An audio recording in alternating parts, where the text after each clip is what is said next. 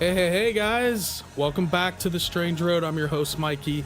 And, of course, always riding shotgun. Bub, how you doing tonight? What's up? You doing good? How's it going? I'm great. Got a fantastic episode, guys. We're going to hop right in, but here in a second, I want everybody to know about the Discord channel that we just launched. The link is in the description. If you guys aren't on the Discord channel yet and you want to join, hop on in there. Still tweaking some things, has some great things. Yeah. Everybody in there has been giving me some pointers on things that they'd like to see. So, yeah, love it.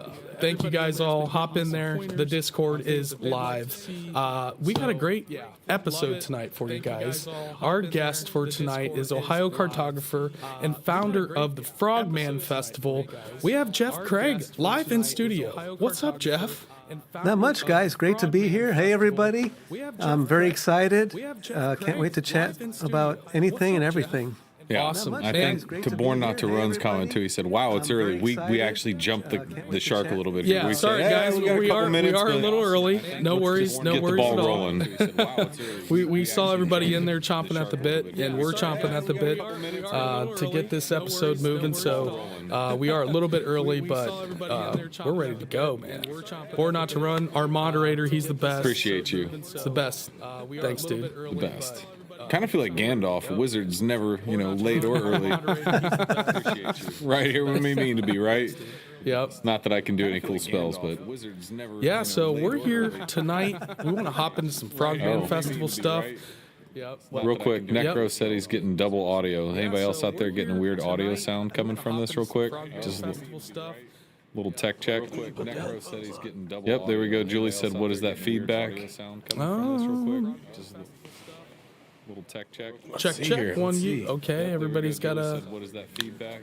double feedback audio. I don't hear anything in my headphones. Check. One, Oh. yep. Okay, everybody's Now I do. got a double feedback audio. Oh, sounds like we're making an album.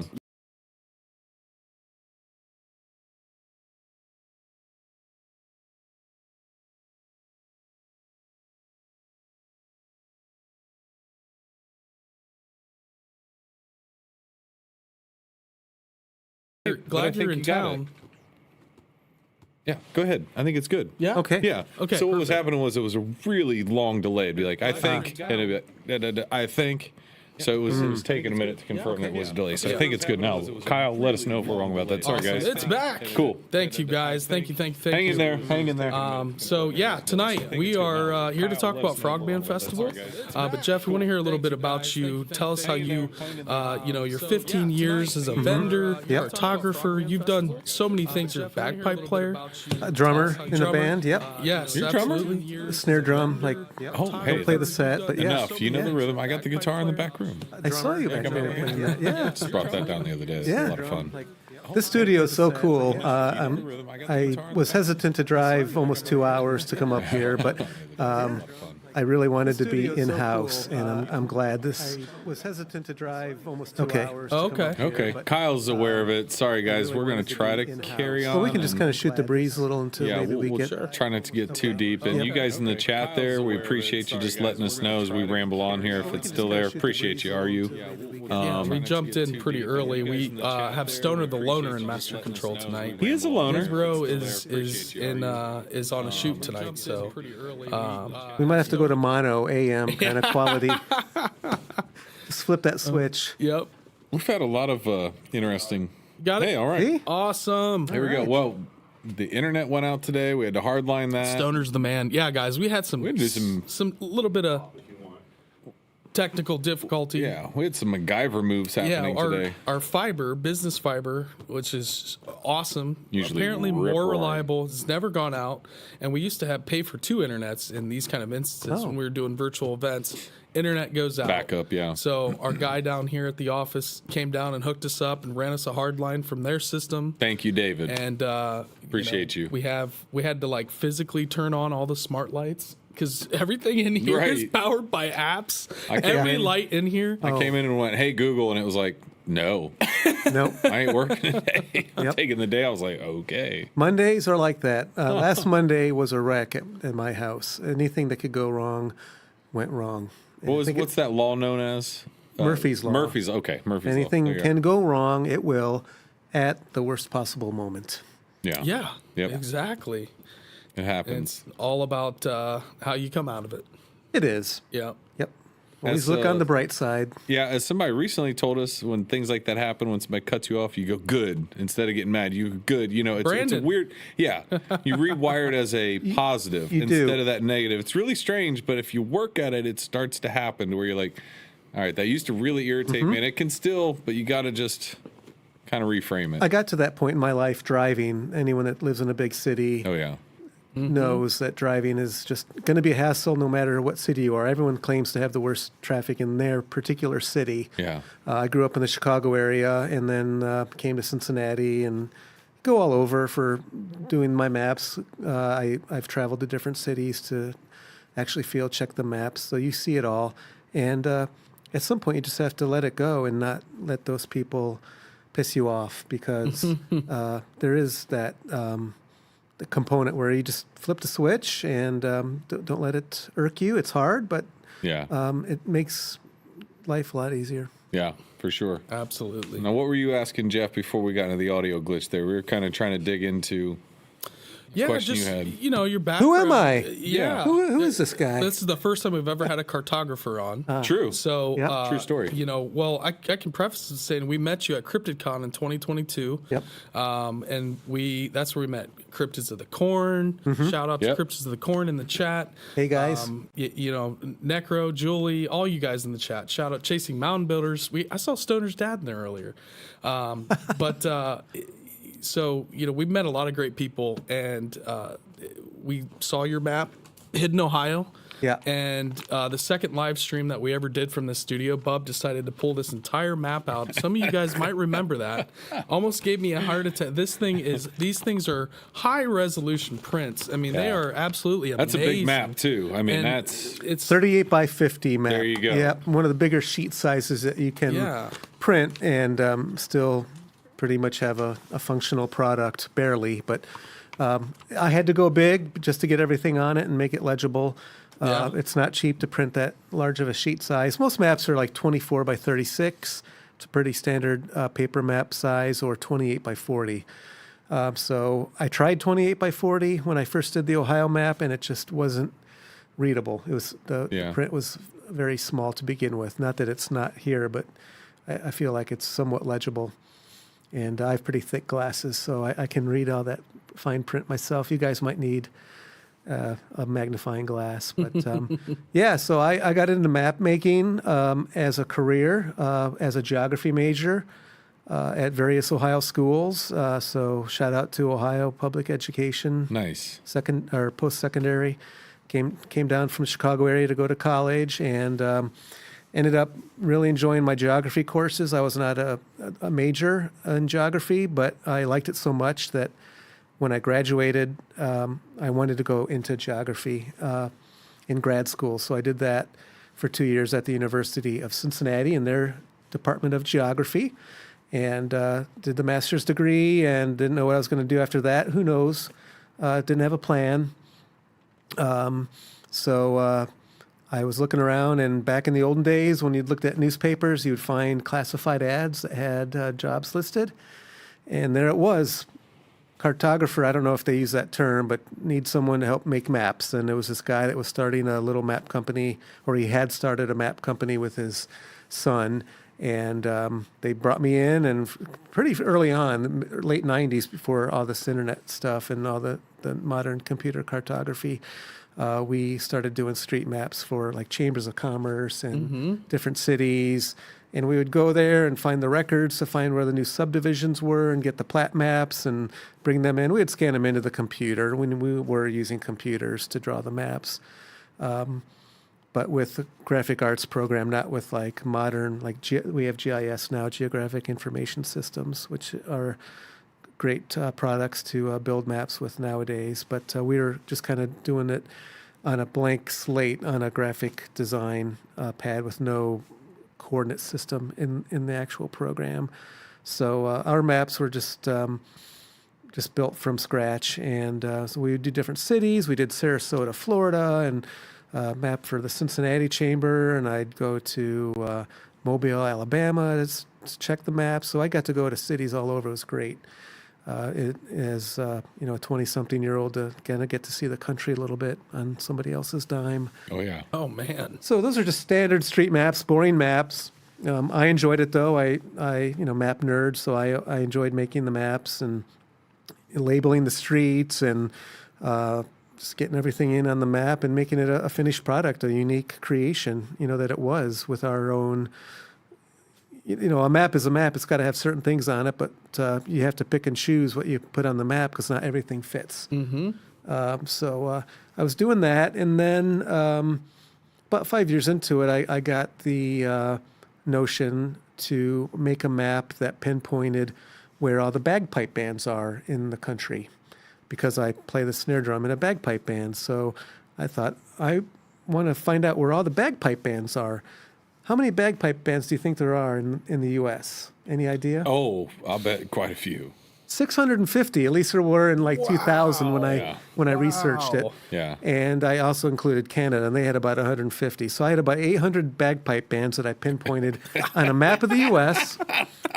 And then I did other things. I put Scottish heritage associations, Scottish American clubs, and That's awesome. the Caledonian societies, and different things. It was a kind of a Scottish American cultural map. Yeah. Overall, Highland Games were on there. Cool. The Dublin Irish Fest that we have here in town, Yeah. Oh, yeah. in Columbus, and any Highland Games around the country was on the map. So got sponsors to help with that and made the map, printed 5,000, sold them for $1 at the Highland Games and stuff. And I had boxes of them in my basement for years. It wasn't a huge success, but it was fun. That was the reason I did it. Very unique, nothing else like it. So turn around then another 5 years. After that, I thought of the same idea for a map of the country. After a buddy and I, Brian Davenport, shout out Brian, if you're listening to this, or I'll give you the link, you need to check this out. He said, we got to watch a movie called The Mothman Prophecies. So Hello. I think we actually went to Blockbuster and got it. Oh, it's That This was checks like out. 2000 2001. I love that This was movie. 2004 or 5 at this Okay. point, Yeah. but I'm pretty sure we rented it. And I knew it was a movie. I knew Richard Gere was in it. I had no idea it was what it was going to be. Yeah. I just thought it was Yeah. a Richard Gere movie. You think he's just going to have a lot of T-shirts with holes in them. My God, that was a rough closet. Stop. Told you. Get the mothballs. Sorry, everybody. Yeah, I had in the never heard chat. of Mothman. What's a Mothman? Neither. Yeah, same. Yep. Same. Watched Totally off it. guard. I was floored. I'm like, what is this? This is based on a true story? Yeah, And it's just down the river from Cincinnati, and I've never heard of it? right. I had to go immediately. Not that day, but I think we went shortly thereafter. My kids were little. We threw them in the car. I think we threw the family dog in the car. And with Brian and his partner, Jill, we drove to Point Pleasant one day. Wow. I had to check it out. I That's just had to awesome. see it for myself. And then the map was born. I got to pinpoint stuff like this on a map Yeah, because there was nothing like it. that's really cool. And, the internet was around, but again, it wasn't what it is today with the resources on anything and everything you can imagine. Right. So I started researching, and I was like, going to do haunted spots at first. And then I'm like, but that doesn't include Mothman. I need Mothman, so let's look at all the weird stuff. And Jim Willis's book had just come out, Weird Ohio, or he was just researching it. I found him. I stumbled upon Jim with his group, Ghosts of Ohio. So I filled out an application, like, oh, that sounds like fun. I gotta join that group, and put in the application. They interviewed me. I told them I'm doing this map. I brought up a mock. It wasn't even out yet, but a mock copy that I just printed off a big plotter, and so we chatted about it. And he was a great help, great resource for haunted places in Ohio, and so after a couple of years of research and looking at books and there's a whole bibliography on there for all the books I use. Lauren Coleman's books for cryptozoology, other resources. 2 years later, the map came out, first edition, 2007, and a couple people sponsored it. I was very gracious to them because it's a really weird subject, and they had no idea who I was or what this And was that's going to hidden be. Ohio, right? That was hidden this Ohio. Is the first one that you did. This was the first Yeah. one. This is, yes. We'll get into this because we do have some. I'm holding it up. But we Yep. do have some graphical images of some of your stuff as Yep. well, which kind of helps paint the picture. I mean, Bub really wants to unfold this Yeah, thing on. I Not should have right brought now. an Yeah. unfolded one. I should have brought a big No, I mean poster we'll copy. pull. I think we should. I think Bub, we have a plan, and we can totally do it. Okay. We can do that. It's in the 4th edition now because every few years, I make some Adding stuff updates. to it. But the first year it came out, I started going around and asking people if they wanted to sell it in the stores. I think I sold it online somehow. I'm not sure how I figured that out. But it was mostly just trying to get it in the stores and different places to sell. And luckily, Half Price Books came along and decided to carry it. And they have like 15 stores in Ohio. Oh yeah, I used to Yeah. always go to Half Price Yeah, Book they on. got 5 in Columbus. They Sawmill. got 5 in Cincinnati. I think they have 4 or 5 in Dayton, or in Cleveland. They have one in Columbus, or one in Dayton, and so they're spread out well across the state, and that really helped the distribution of the map. And then just continued on updating the map over the years, and now it's in its 4th edition. And I continue to make updates and make it more aesthetically pleasing, and people send me information on adding new stuff, or they tell me the old stuff is gone, like Mudhouse Mansion got torn down. Okay. If you're familiar with that. No, I've So I never had to heard of take that off the map. Interesting. So there are changes. A place, once it's haunted, like people think it's haunted forever, and maybe it is, but there's been a couple locations that have been torn down. Mudhouse Mansion, which is east of Columbus in the middle of nowhere, was this dilapidated house that people would try to go to because it was supposed to be haunted, and the owner was not receptive to people going there. Sure. He didn't live there, and I don't know if he lived nearby, but he would often meet people with persuasive measures not to Boy, continue being there. So it finally got torn down, and if you look that up, I think it's on YouTube. When they tear down Mudhouse Mansion with a crane, someone hung a sheet in the window to look like a ghost. that's awesome. And then there's a hall at Miami University that they tore down for a new building, and that was, I believe, Reed Hall, and that had been haunted. So does the ghost continue on, in the new building, or now that Mudhouse Mansion is gone? You wonder. I don't know. We You know wonder. one example where apparently that has happened What? that I've heard of.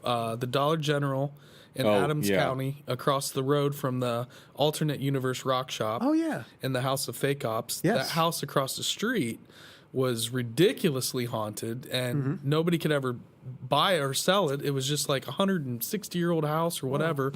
They tore it down, built a Dollar General there. I remember they built that. I used to And- live out there, yeah. And Tom Johnson and Terry, they both have come to us with and told us stories about the managers that are working there, the sales At associates. the Dollar General? And we've talked to the ladies Yeah.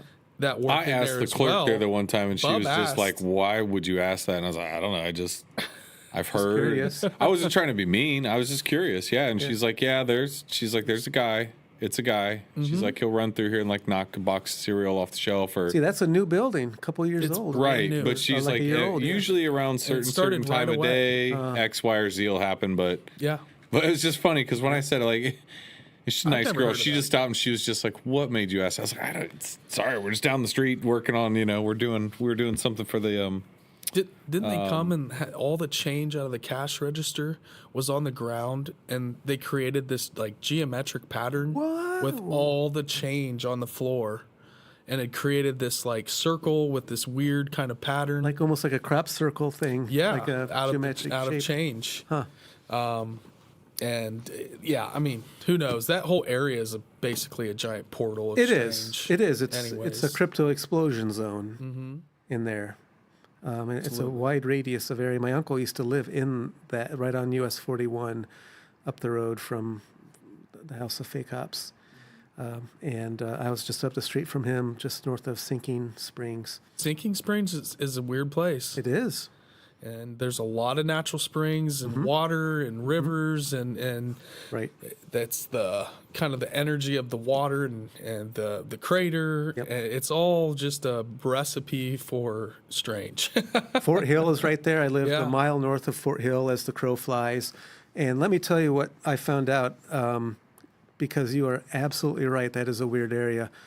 And that's one reason I made the map. I said, if we put all of these different subjects and lay them together, overlap them on a map, haunted, ancient American earthworks, not that I think they're paranormal or haunted, but they're mysterious. I'm with you. Yeah. And who knows? They I could think be it's at the all same connected, time. dude. Not saying they are, but there's a potential, right? Like, We don't know. There's They're always so potential. mysterious in so Right. many ways because we don't know everything about them and Right. why they were built and what I'm as a geographer, why they chose the location for these. Most of them are Do you honored. have certain ones in particular that you say that about? Well, I pinpointed 85 or so earthworks and mounds in Mm-hmm. Ohio that you could visit. I didn't want to put any that are out there Right. that are on private Sure. property that would cause people to trespass. Sure. And there are thousands in Ohio. Yeah. Most of them on private property. But the ones I put, you can visit them or you can at least drive by in your car and see them from the road. And some people love that. And I do. I put on the map what I like, let's be honest. Right. I mean, it's my map. I put on what I like. So I Right. love ancient American earthworks and mounds. So I put them on the map. The question is, why are they located where they are? They're often near water. Obviously, Native Americans needed water for everything, Sure. for transportation, for drinking and cleaning, and just like we still need it today. All our big cities, for the most part, are on or near a river or a lake or something, except for these modern cities like Phoenix that we can now live with air conditioning. But so I put that all on the map and like let's get the haunted spots, let's get the Mothman sightings, let's get ancient American earthworks. I tried to put some UFO sightings on there, and I quickly realized the map would fill up Right. and be illegible if I put every Just make it one big UFO. The whole. just one big dot over Ohio. Yeah. And same with Bigfoot, honestly. I mean, there's so many I couldn't Yeah. put every Bigfoot sighting. Yeah. The map Oh, would it's not be legible. ridiculous. So Yeah. I did a representative sampling where I felt like there are definitely more in southeastern Ohio where it's hillier and forested and more remote. And so I showed more on the Right. map. I feel like it's a good representative of the number that there actually are. Makes sense. And I did put dates based on BFRO, their database, and they let me use it to give them credit. So thank you, BFRO, Nice. because they accumulate the reports. And you can go in on their website and read the reports. Some specific things are left off to protect people's identity. Right. Absolutely. But I read through those, and I picked and chose a little bit because some of them you just read them and like something isn't quite right about that. And I don't want to be like I don't want to create censorship, but I just use my judgment Right. and put those on there. So to get back to this layering of all these different subjects, I'm like, am I going to see a pattern? I don't know if I did all said and done again because I didn't put every haunted spot on. I didn't put every ancient American earthwork. I didn't put everything on the map that there is. Right. So the data set is not complete on my map. It can't be because there's so much. If I had a computer program, which I do, and if I plugged them all in and started adding more, maybe something else would come up. But I tell you what's going to come up is where there are more people, there are more sightings, just because the more eyes you have on things and the more people there are, Absolutely. the more interactions there are. Right. So when you look at my national map, you see in the Great Plains, there are not a lot of things going on because people aren't there. They're not there to witness these things. Right. And you have your Van Meter visitor that's kind of out there in the middle of it's very You have much that spread out. yeah. You have your peppered in. You have some Yeah. peppered in, but you don't have the huge clusters Yeah. out in the Great Plains and the Mountain West. But then you get out to the coast and Seattle, San Francisco, and stuff, and you get big Yeah. clusters again. And of course, you've got Bigfoot in the Pacific Northwest. But yeah, So is it the phenomena of the tree falls in the woods, but nobody's there to, right, exactly. maybe not that they're not there, happening, it's- but just right. no one has No, that, The squirrels maybe are witnessing it. the prairie dogs and who knows. Yep. And also, guys, this the Hidden Ohio map is northern West Virginia and northern Kentucky. It is. If you are a draw a bunch of square spots in here, around too. Ohio, Yeah. and you get some other states in there, Yeah. especially Right. West Virginia. West Virginia is just wild and wonderful. Kentucky, southern Ohio, West Virginia. That whole is like a triangle. Ohio Valley. Yes. The Ohio River Valley. That's where it really powers up. It is. It does. What's your favorite? I mean, you said you really like the ancient, like Earthworks, Right. mounds, yep. out of those, and out of kind of researching or visiting, what has been maybe one of your tops? I mean, just you could go and visit it all the time. I don't know what's your go-to? Yeah, that's a good one. Obviously, Serpent Mound. Yeah. I mean, it's the biggie. And I always recommend people go see it Yeah, because it's so unique. It's the largest effigy mound in the world, and it's right there in Ohio. And I'm always surprised at people who haven't gone to see it, who are close. And I saw it for the first time. I'd been in Ohio for maybe 5 years, and my parents came out, and we went out to see it. Nice. Took my little nephew. He's not little anymore, but we went to see that, and then we went to the 7 caves on US 50, Okay. which was a tourist trap of sorts, okay. which has now been preserved for the Ark of Appalachia, and they've Nice. protected it as the Highland Nature Sanctuary. Cool. But at the time, it was called 7 Caves, and it was like on the old Rand McNally Road Atlas as a point of interest. Oh wow. And they had the trails down into a gorge, is a really cool gorge that goes along the Rocky Fork there into Highland County, which becomes Rocky Fork Lake. And the people that owned the property had put gnomes and little statues and lights in the crevices, and all the bats had left because they kind of ruined the habitat. Yeah. Huh. So it came up for sale in like 1995, and a woman from Columbus actually who owned a bakery, Nancy Stranahan, somehow through her own tenacity raised like $1 million and bought it. Wow.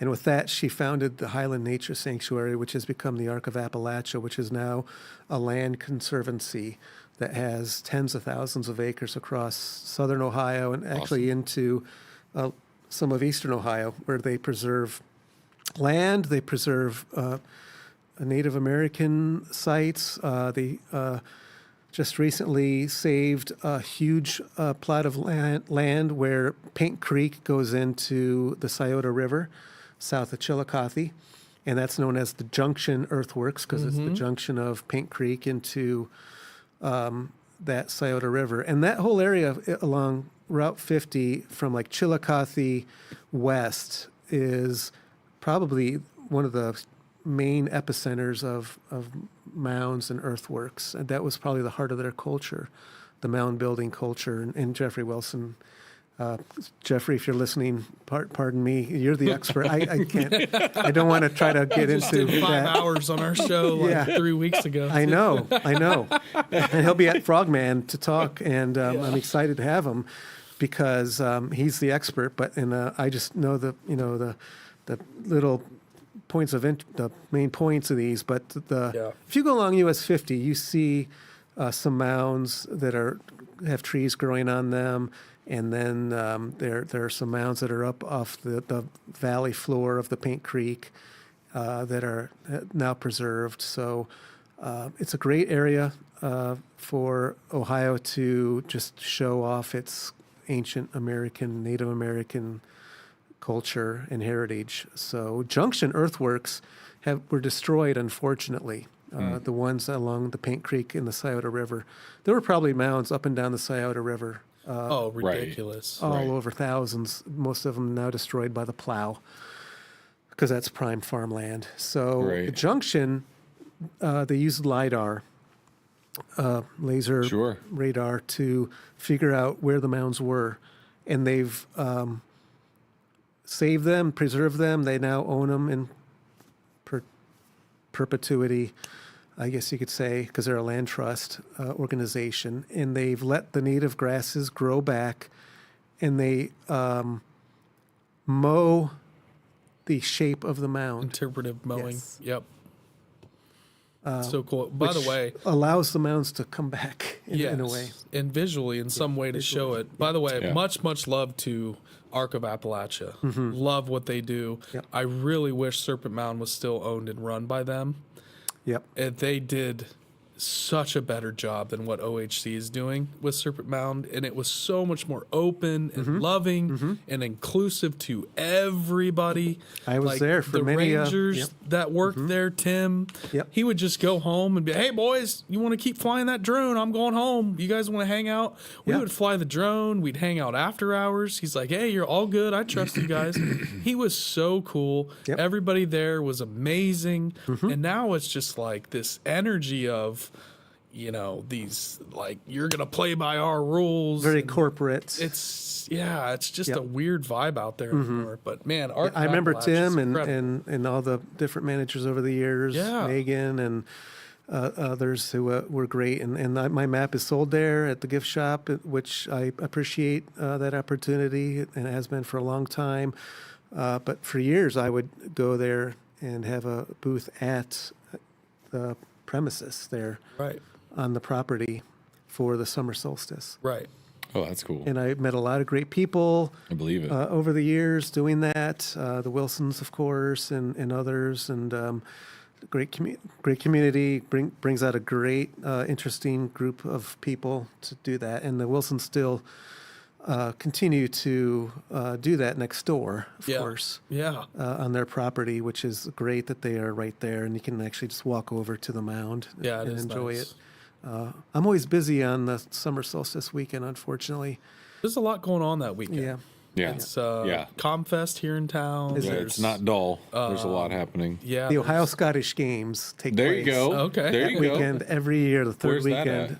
That is in northern Ohio. Cuyahoga County now hosts okay. those games at the fairgrounds. And for years it was at Oberlin College, Hmm. and then it moved to another fairgrounds outside of Lorain, Ohio, and now it's at Cuyahoga County. And Nice. I have the pipe band competition that Yeah. I am involved with, and the heavy events, which is like the caber toss. Yeah. Yeah. And this year That this stuff's so cool. past year they did a jousting tournament. Good grief. Yes. We saw legit jousting at the Renaissance At the Fair Ren this Fair, year. yep. I was like, whoa, okay. This I think it was the this is same. real. I think it was some of the same No, guys. Give me 'cause that loot. Yeah, this dude got real hurt. Yeah. He was on the ground for 5-10 minutes and wouldn't get up. I'm like, and No. their armor is so heavy. Oh, yeah. That even falling off the horse with It's a that much trial. armor, I Yeah. think he got hurt from the weight of the armor and just falling weird. Yeah. And your body can't bend or move. Mm-hmm. I'm not doing it. oh, nope. I want to be like bro. Yaskier from The Witcher. I'll just play that guitar, the minstrel. You're the bod. I'll do that. I'll be the bard. I'm not getting my ass kicked on a horse. Not in a bunch of chainmail, and Yeah. it just doesn't sound fun. Right. It sounds painful. Right. Man, chat's on fire tonight. We got Heather Lamb, all one same. We got Mopar Phil. What's happening? Cryptids of the Corn, Mr. E. We got Jessica. You guys are awesome. Born Not to Run, crushing it with the links. Jeff, I want to get back to the maps because I know everybody in here, we want to really kind of dig into these and get your opinion on some of these strange places. Yep. But first, I'd love to hop into some Frogman Festival. Yes. Because Frogman. Frogman Festival, last year we had such a great time. We're helping out doing AV. Yep. That's where we met James Willis. We met B Mills. Yep. We met we had Tobias. on the show after that. So we Yep. made amazing Ashers. connections. Yeah, met all kinds of Ashers, yeah. Yeah, she was great. Some of the wildlife folks that you had there. Yes. Yeah. It was all awesome. That was one of my favorite parts, to be honest, just because I love animals and all She'll kinds be of back. Really? Yes. Aaron Shaw, To park this day, ranger. the indicator species, when she was talking about salamanders, was my favorite part. Awesome. I That's never great knew to that was hear. a real thing. And Yeah, that was great. I love that part too. I kind of want to get a salamander. We were talking tattoos earlier. Yeah. Get a tattoo for something that means something. Yeah. I like to think of myself as an indicator species of certain instances.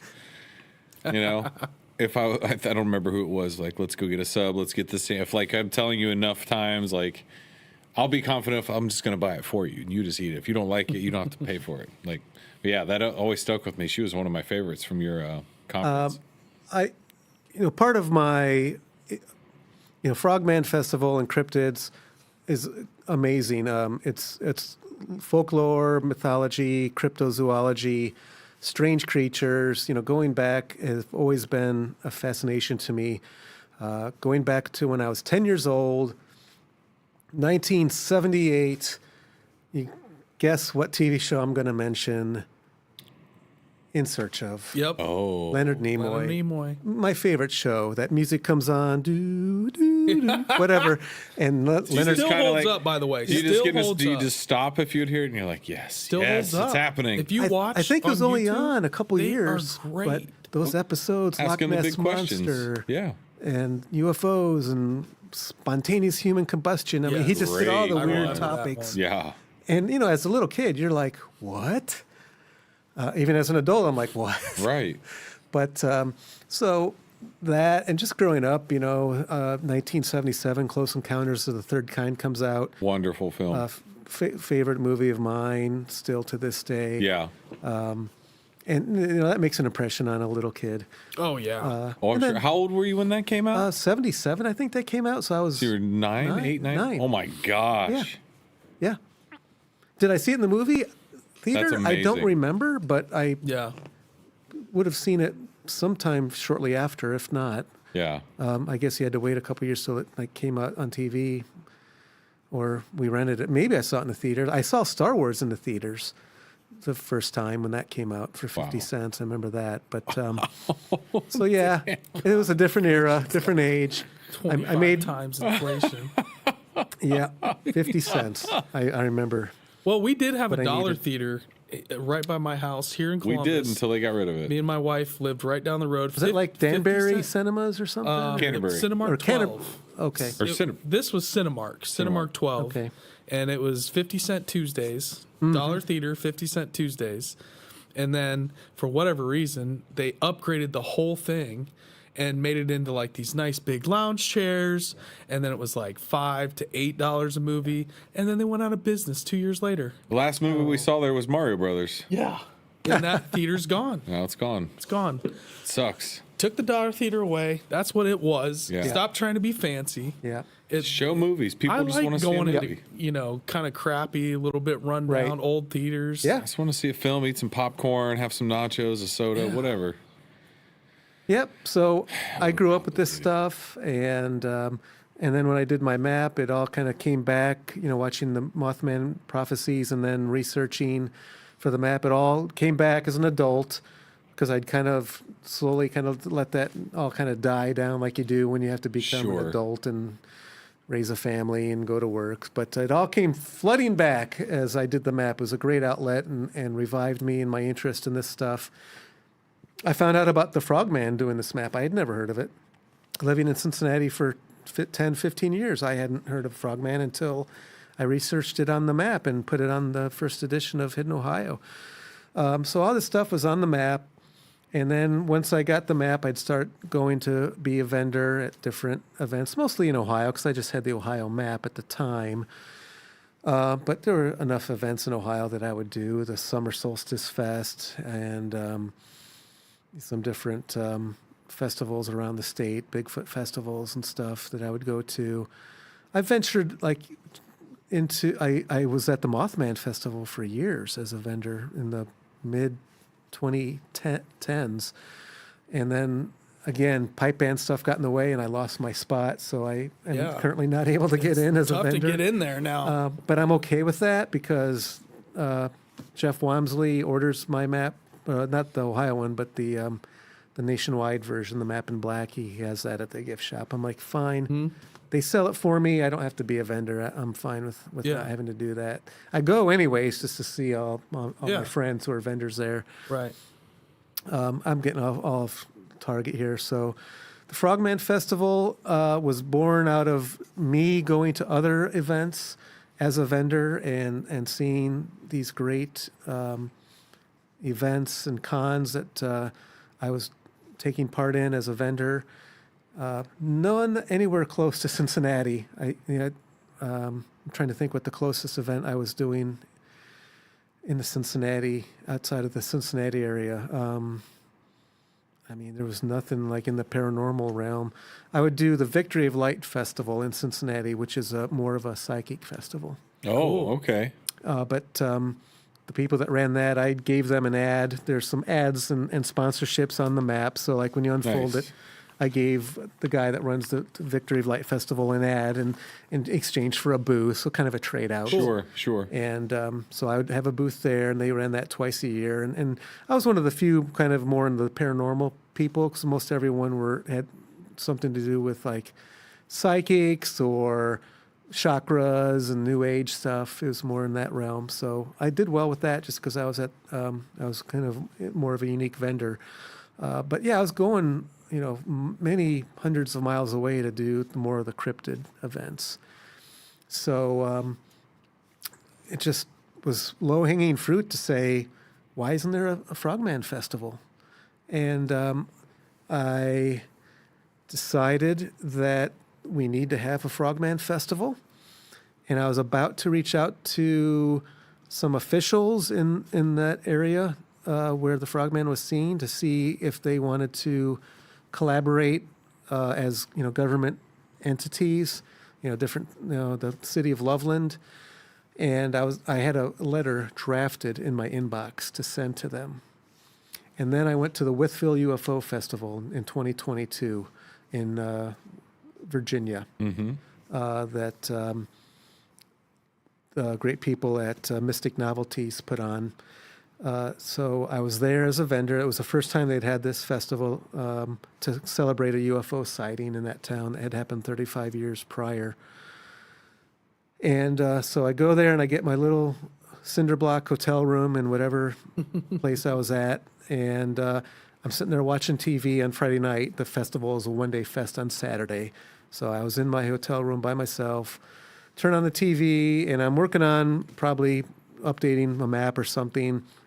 And the TV's on in the background. William Shatner's The Unexplained. Oh, yeah. And they're just running an episode back to back. I'd never seen it because I don't have cable anymore. And I'm watching it and working, and a new episode came on. They'd run a bunch of reruns, and then the new one premiered, Friday night. And there it was on different, I don't know what all the different subjects were, but part of the show was the moon-eyed people of Western North Carolina. Great story. And Dr. John Stamey was on to talk about it. And I'm like, ooh, he's a doctor, Dr. John Stamey. They got a doctor to talk about the moon-eyed people. Never heard of Dr. John, never heard of the moon-eyed people until that show. And so the name stuck with me because I had a friend in grade school with the last name Stamey. And it just kind of, I'm so bad at names, but that name stuck with me for some reason because it made me wonder about my old friend Mike Stamey. Mike, if you're out there, what are you doing? You lost track. Some people you can reconnect with on Facebook, but I've never was able to find Mike Stamey. But here's Dr. John Stamey. And the next day I'm at my booth and I'm busy all morning. And then as it died down there, we had a lull in the afternoon. This guy comes up to me and he stands in front of me and he says, hello. And I look at him. I'm like, I know you. I saw you on TV last night. It was Dr. John Stamey, live and in person. What? Standing right in front of me. What? He had a booth there. Weird. Wow. That's not normal. That's not normal. That's not normal. What? Okay. Damn. So how did that play Talk out? about a Did sync you? up. I said, I saw you on TV last night. And he's like, oh, thank you. You're like, no, you don't. Like, what are you doing here? He's Right. like, I've got a booth. And he has a Southern accent. He's from the Carolinas, I believe. And he's one of his main interests is like the lizard man of South Carolina. Yeah. Oh. And when he said that, I said, well, my local cryptid is the Frogman. Okay. And I'm thinking of doing a festival. And I said to him, in fact, I have a letter drafted in my inbox that I haven't sent yet, but I'm getting ready to send to some officials to see if they want to do a festival with me. And he said, do not send that letter. They will steal the show from you. I'm like, really? And he's like, yes. So What do you mean? What do you mean steal? well, the show just take from you? it, do it They'll themselves. just do it themselves. Yeah. And Like, they're, what do they need me you know, for? Yeah. They can do it.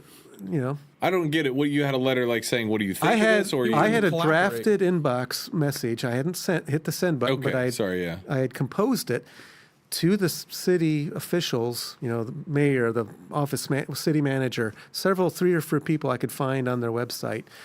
And I said, my name's Jeff. I do this map. I want to do a Frogman Festival. Will you do it with me? And you can, put banners up across the streets and what I wasn't sure what it would I get be. okay, I see now. But So, like the city would help run it. yeah, and he said, "Don't do that." He said, don't do that. They'll just end up doing it themselves. No, I don't know if they would have. "Yeah." So if they you're out never there- have. Loveland, Ohio's not doing their own Frogman Festival. They're not. Cryptids What, of the geez, corn. I'm- Towns do that. Well, I don't know. I mean, Jeff kudos to Wansley you then. runs the Mothman Fest. Yeah. Yeah, I don't know if the city is involved. that's just It has to be. They would have to mind-boggling. be to shut For that. down all those Yeah. streets Yes. and stuff. gotta be a but, little bit of But Point Pleasant collaboration. is very smart the way that Yes. they make that so accessible and Yep. open and shut everything. They work with the I'll tell you- festival. I'll tell you what I like about it is I like the fact that kind of living lore is like it fires back up for a weekend every year. Oh, yeah. You know Keeps what I it all mean? alive. And right, and so it is this like kind of like vigil every year, almost like, hey, this weekend, It's ingrained in the city. right, Frogman is not ingrained in Loveland. right. So I like what you're doing with it, trying to Yeah. So I'm that like, well, established. I listened to John, so I'm like, okay, well, then I'll just do it myself. And he offered to help because he's done some little cons around. We met John, by the way, last year. Now that you're saying this, Yeah. I know who you're talking Okay, about. yeah. Now- and it took me a minute, but Yeah. Sure. even It when you was said the early accent, on. now I remember Yeah. the accent Yeah. more than anything. Remember he came out and hung out with us when Super we were nice when we were gentleman. setting up. Yeah. It's like this guy's a character. He is a character. Great guy. And I went back and I got the venue and I started doing all the work and I would report to him. And I've done events for the bagpipe band. We have our own fundraiser every year. So I've done pretty much everything you have to do to run an event. Find the venue, do publicity. Right. And then the speakers were so much fun because I'd gotten to know so many people out there doing the research for the maps and networking. So I just called out to the people I knew best. Jim Willis was my first go-to. Like, Jim, if I'm doing a Frogman Fest, you got to be there. Like because I'd known Jim from being in the Ghosts of Ohio with him, his paranormal Yeah. research group. I'd known him since 2005. And I think he knows more than anybody about the Loveland Frog. he does. I mean, he did an hour on our show. Yep. Breaking down all Yep. of the different sightings over whatever 15, 20 years that basically became an amalgamation Right. of what we now know as and I'm like, dude, Yep. me and Bub did an episode on it and it was like, there just wasn't much we could find. There's not.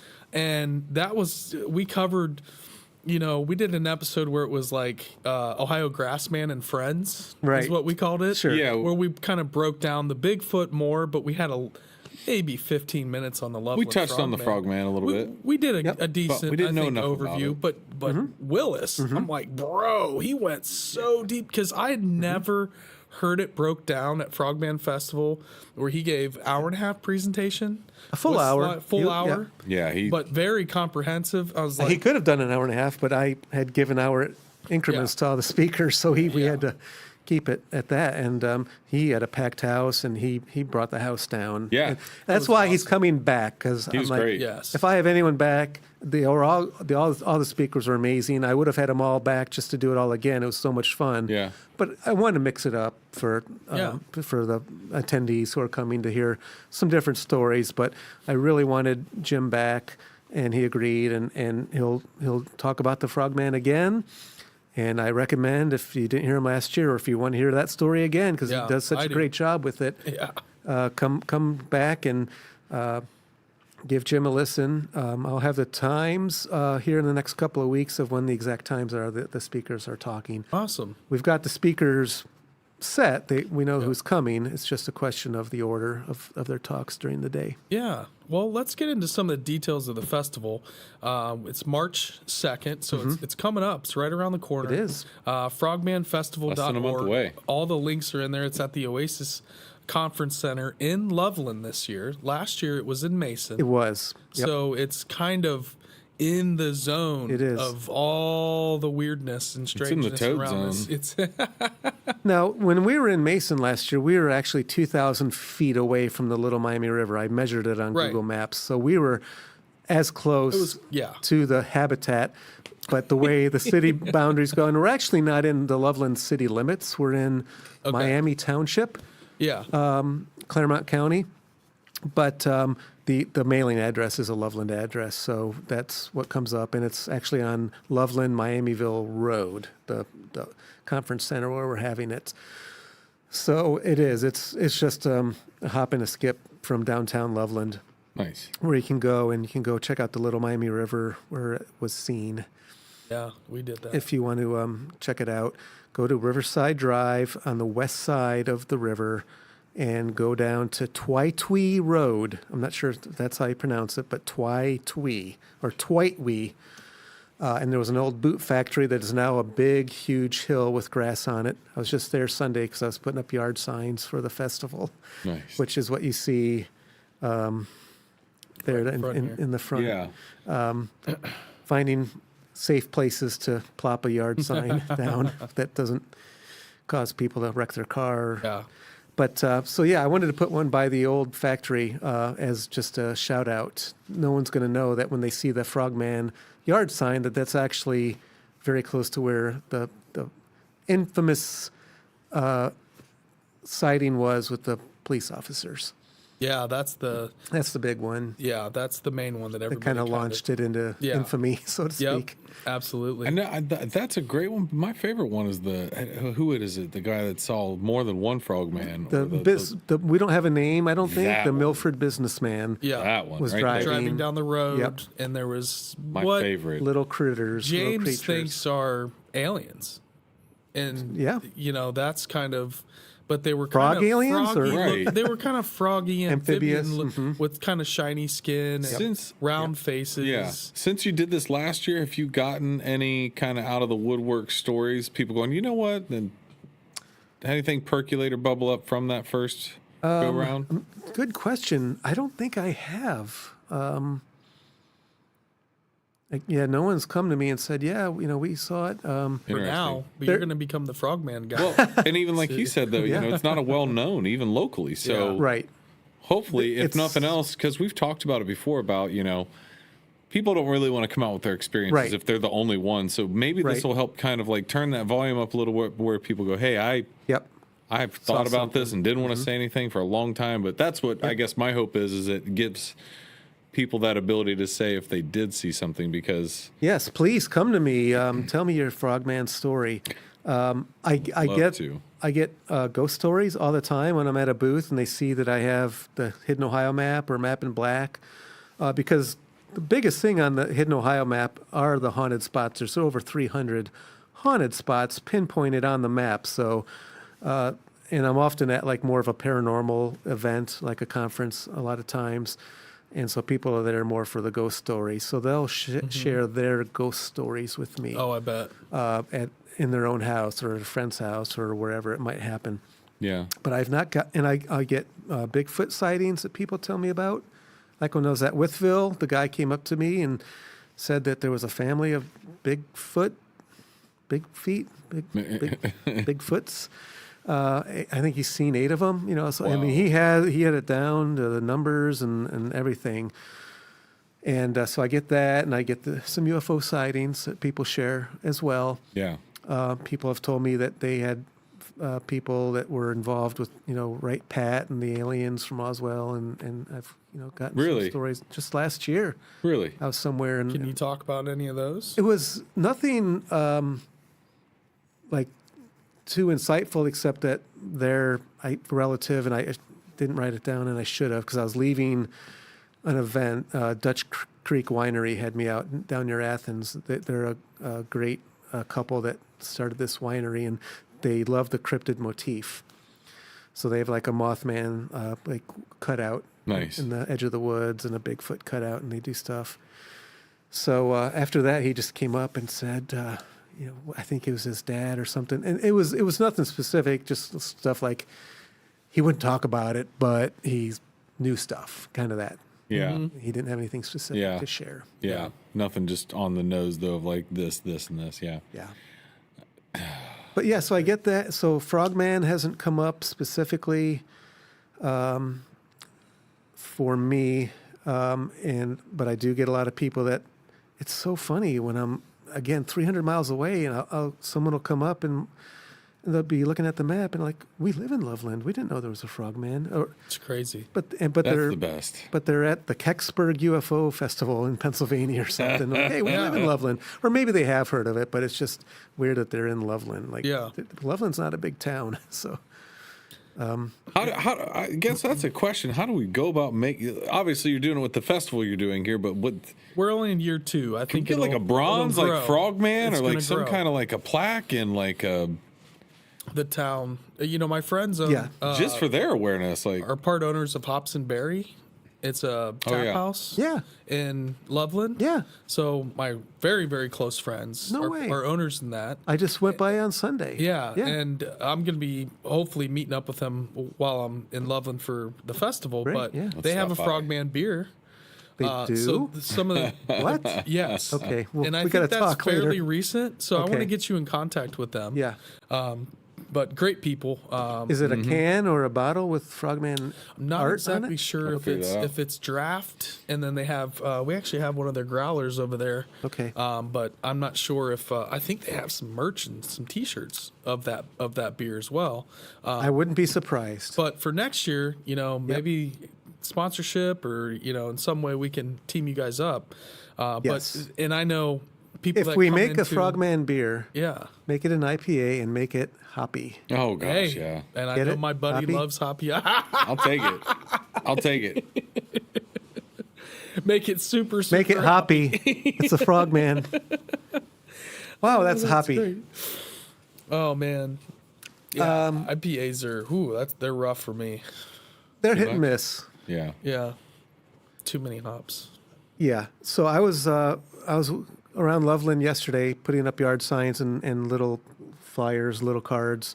And I go into Mile 42 Coffee Shop, which local coffee place, and they've got Frogman merch for their coffee Nice. shop. Great. Yeah. Nice. So there are some people in Loveland that are embracing it. Getting hip to it. Loveland does need, much like Point Pleasant has, they need the frog statues. Like Lexington, Kentucky has the horses. Mm-hmm. And Cincinnati has the pigs, because the flying pigs, because we were at Porkopolis, and they have a flying pig marathon. So Loveland needs I take that back, because I think Loveland, and I don't know who in Loveland did it, if it was just some local person or if it was someone within the city, had a Frogman race or marathon or something that they did, or a 5K at some point that they've done called the Frogman, like 5K. So, but it's out there in little bits, but there's never been anything to bring people together like this. No, this is great, man. So, Well, and I always thought it was so interesting too, because it's like I've never heard of another story like this. right. You know what I mean? It's not like A out west- reptoid man creature. Right. It does Yeah. not strike other motifs or genres or archetypes of encounters or spooks or paranormal or what, it's just like, wait, what'd you say? A big frog man? Or what was it? There is the lizard man of South Carolina. I don't know if I've heard of that one. That was one guy. Again, it was like an isolated incident that one guy saw. And, no one believed him for years. But, and then there's some other kind of reptoids that are out there that have just popped up out of the water. And more with tentacles usually, or like there was Octoman outside of Cincinnati. An Octoban? Octoman. Outside of Cincinnati. Yes. Now, he's a long way from the bay. The Ohio River. That's the Ohio River. I've heard about that. Yep. Yes. You heard of the Octoman on the Yes, Ohio River? very Okay, briefly, but Mr. E from Cryptids of the Corn, when we were at He talked Frogman about Festival, Oh, never mind. I wasn't he there. gave me a long dissertation about why you should not swim in the Ohio River. Well, Because he's a biologist and used to test all the water systems. Oh, well, for that reason, I get. Yeah, Okay, I and, thought he was afraid of Octoman. No, well, maybe that too, but just highly toxic. But there's nuclear power plants. It's like The Simpsons. Is that water creating these weird cryptids and Octoman and Well, let me tell you about Frogman. Mothman? Because last year, where we had it, if you just went down the little side road down into the Little Miami River, you come to the old cartridge munitions plant. That's where we stayed. right. Oh, you did? We stayed there. I did. The Airbnb, Oh, is there an Airbnb in there? the munitions factory. Yeah. Oh no, we did. Yeah, We yeah. did. Oh, that. Never mind. I thought you were talking about the Mothman And then Festival. the brewery's Yes, right we there? stayed there. Yeah, Right. We right. stayed at I didn't the know you could munitions. stay there. It's a Yeah, condos. yeah. There's Oh, like is an there Airbnb someone's there. renting one out or something? No, there's tons of them. It was great. The munitions factory, and apparently it's haunted. It was It is haunted. cool. It's Yes. haunted? The one we stayed was really cool. They had like all the different polished of like rooms. stones. They were like, take a stone, like cool, like that. It was the neatest place we stayed. Oh, wow. Yeah, it was awesome. During the fest last year? Yes. Oh, Yeah, no when we- way. Absolutely. That's Yep. where we stayed when we That's were in great. town That's for right. Frogman Fest. So you went down Yep. that A little windy dirt windy road. and They're there's a now lot of- doing a bridge. Yep, there's a lot of It's construction open. going on. yeah, Uh-huh. there's a lot of construction. Absolutely, going we on. stayed right there. And then there's a brewery that we went and met up with Justin, Yeah. Mr. E. Cartridge Mr. E. Brewing. Jay. Yep. Cartridge Brewing is right Yeah. there. So it was a munitions plant. There were explosions there that killed people that now they say haunts that place. But it was abandoned for decades. Yeah. And it was probably an EPA Superfund site because of all the Right. munitions, the Right. lead, Yeah. arsenic, whatever it Yeah. goes into the making these weapons sink into the soil. So it's like the TNT plant for the Mothman. It's Yeah. like the Cartridge Brewing. Did the 100%. Frogman grow out I was of? about to say, so maybe one day Tremors is going to be a real life biopic. We're gonna have Yeah. these earthworms that turn into these giant like dune worms that come around and eat everybody Yeah. because we've got all these weird chemicals spilling down into the water table far below. And Yeah. And the monkey bar. Did you guys go to the monkey Mr. bar? E. That's where We we, did. met with We Justin. did. Oh, The oh, monkey not bar. Cartridge. Okay. Yeah. We were. we stayed at the munitions place. We went to the bar We stayed after. there, but we met up with them at the monkey Yeah. bar, and by the time we got back, the brewery was closed. Oh, Yeah, okay. we were done. So, yeah, we I've not been to the monkey we bar. could not It's get called- into the Airbnb. Well, It Oh, was you were locked such out? a struggle. we did. We were at the wrong door. We were at the wrong door. We were definitely at the wrong door. apologize And it to was whoever like was- 2 a.m. Yeah. and hanging out with the boys from Cryptids of the Corn and some of was their too funny. listeners. I was not in a great position to lead that operation to That get was into so our funny. Airbnb. Wait a minute. What's our room number? That was too funny. I'm like looking at my phone. Monkey Bar is great Oh, last that was year. rich. It's called the monkey bar because there used to be a monkey that they kept there for people that don't know. Really? Yeah. What kind of monkey?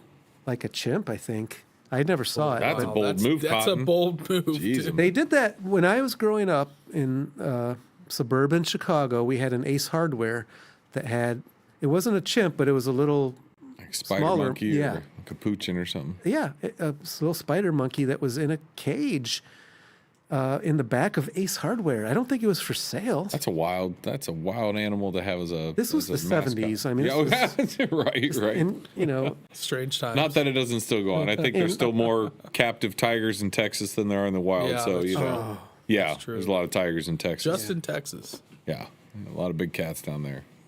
well, Loveland's great, and go check out. It's a cute little downtown. Mile 42 coffee. There's a great record store called Plaid Records. Excellent. Great. I just went in there for the first time Sunday. Amazing selection of vinyl, and brew pubs down there. Narrow Path Brewing, the Hobson Berry Yeah.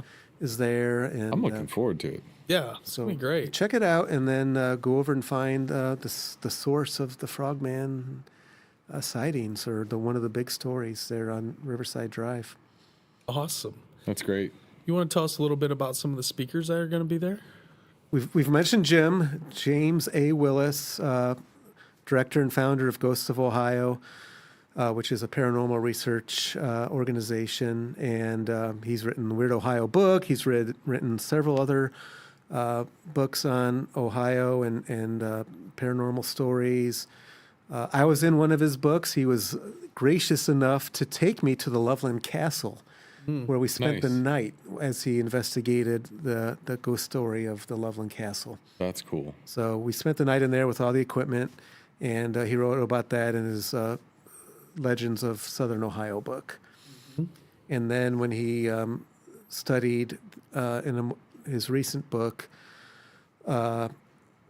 the Athens pentagram, he reached out to me because I had mapped it on the Hidden Ohio map. 5 cemeteries around Athens, if you connect them, form a pentagram, Right. with the center of that pentagram being in Athens.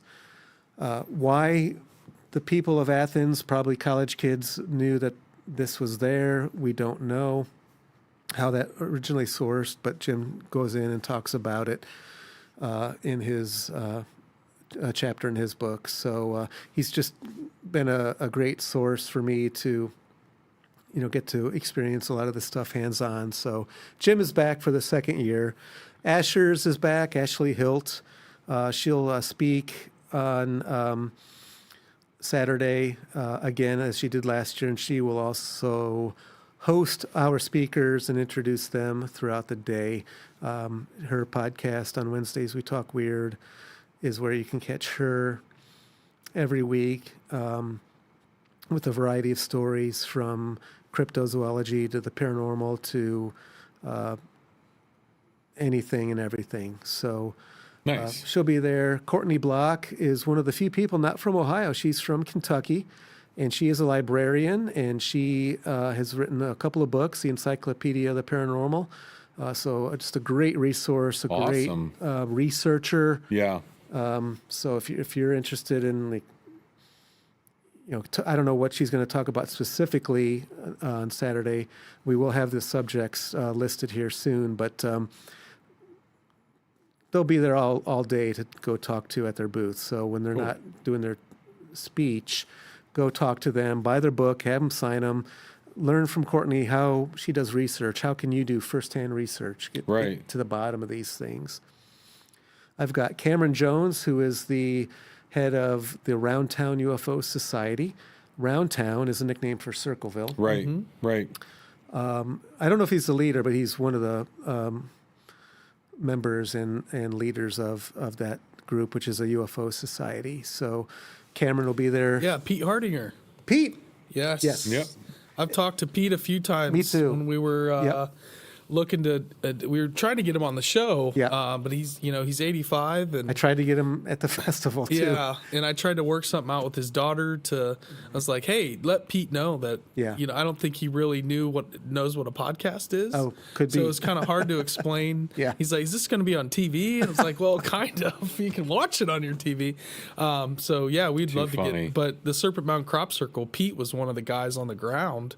Yes. But he had Roundtown UFO and Yes. that research organization. And Yep. he's the guy that researched the origin of the weather balloon from the Roswell crash and the whole, basically the story that they had written in the paper that, oh, never mind, it's just a weather balloon. They had gotten that from a colonel in Circleville. Outside of Circleville, there was an actual weather balloon that went down, and Pete uncovered this whole thing. And so Wright Pat had known about that weather balloon going down, and so that colonel basically ripped that story from what actually happened in Circleville and used it Planted it on top in of Roswell. the over top of the Roswell crash story. So Pete uncovered all that stuff. A little switcheroo. Yep. He had a book out last year. Yep. He just put a book out. So Yeah, he was at Hocking Hills Bigfoot Fest, I think, signing the book, if I'm not mistaken, last year. And I was a vendor there, and I didn't get a chance to, run off and see him. It was weird when I was first researching Hidden Ohio in 2005 and 6. He reached out to me, probably email, out of the blue, out of nowhere. I didn't know who he was. I didn't know the story of the sighting in Circleville until he reached out, which was great because I was able to put it on the map. But Pete told me that Circleville had what is often called America's first classic close encounter where a farmer saw this classic disc-shaped UFO go down in his field at like 2 a.m. Didn't tell anybody for years, maybe 10 years or more, because he thought people would think he's crazy. And those are the stories that really like give me like credence. Like, okay, this person didn't want to tell anyone because he thought people would think he's crazy. And he finally has to tell someone because he thinks it's important. And he's not out there trying to make money or sell a book. It's just, hey, so he told whoever. And so Pete really was instrumental in making sure like that Circleville is known as, you know, a place where we have one of our first classic American UFO encounters. When you say that, though, what did he went down? It landed, or I guess he saw it in the distance. Crashed out there. Does that mean there's debris or? We're gonna have to go on a trip, Mike. Yep. Because I found the intersection where I think the property is at one point. Because when I went to the Circleville Pumpkin Festival one year. Oh yeah, pumpkin show. Yep, the pumpkin show, and they had me do a presentation, based on my map. It's a week-long festival. It goes on the whole week. Circleville's known for their pumpkins, and they have. If you like pumpkin anything, go there. It's got it all. My wife goes, I think, about every year. She loves pumpkin. It may have been Pete that was actually the one that got me in to be a speaker at that, and it was right after me. Then this really Christian fundamentalist group came on after me. And I'm wondering, as I'm finishing talking about my, how people become possessed by ghosts and, weird creatures walking around. I'm like, what are they thinking? Oh, man. That's too funny. That's rich. So, it was an interesting dichotomy. But and maybe they thought they needed to keep it balanced. I think maybe. So, hey, so they're both supernatural, right? Yeah. 100%. With you. And but Pete was great. So Cameron is great, and he's going to talk on Saturday about UFOs. I've got Sherry Brake, who is from Ohio and has done tours of places in Ohio like Canal Fulton and other places that have a really haunted history, Gnadenhutton. She now lives in West Virginia and does a lot of tours around West Virginia and learning about that history. She actually takes people to Scotland and Ireland to do haunted tours. Cool. For like a week at a time. Wow. She leads tours for that. We need to talk that to sounds her. like fun. You do need to talk to her. Definitely get her on. She's great. She's written a couple of books. She's written several books that are like the in the series that they've had on different areas, and they've tapped her for areas in Ohio and West Virginia. Very cool. And then she has actually been over at the Mothman Museum these last couple of weeks, looking for firsthand research on some different things, just getting in the old archives. So she is old school. She is hard at work, doing it the right way. So she's a great person. She's going to be a dynamic speaker for the festival. Suri Angel is new this year. She's a Cincinnati local. I have her listed as an esoteric metaphysicist. So she's going to bring an interesting twist to reality. I love that stuff. Let's say, dial me in. I'm going to watch that one. Yep. She is buzzwords right there. If you find her on Facebook and follow her, she's got just an interesting series of posts, and she helps people with their essence, I guess you could say, in being centered and finding energy work. Sure. So, to some extent, yep. Yep.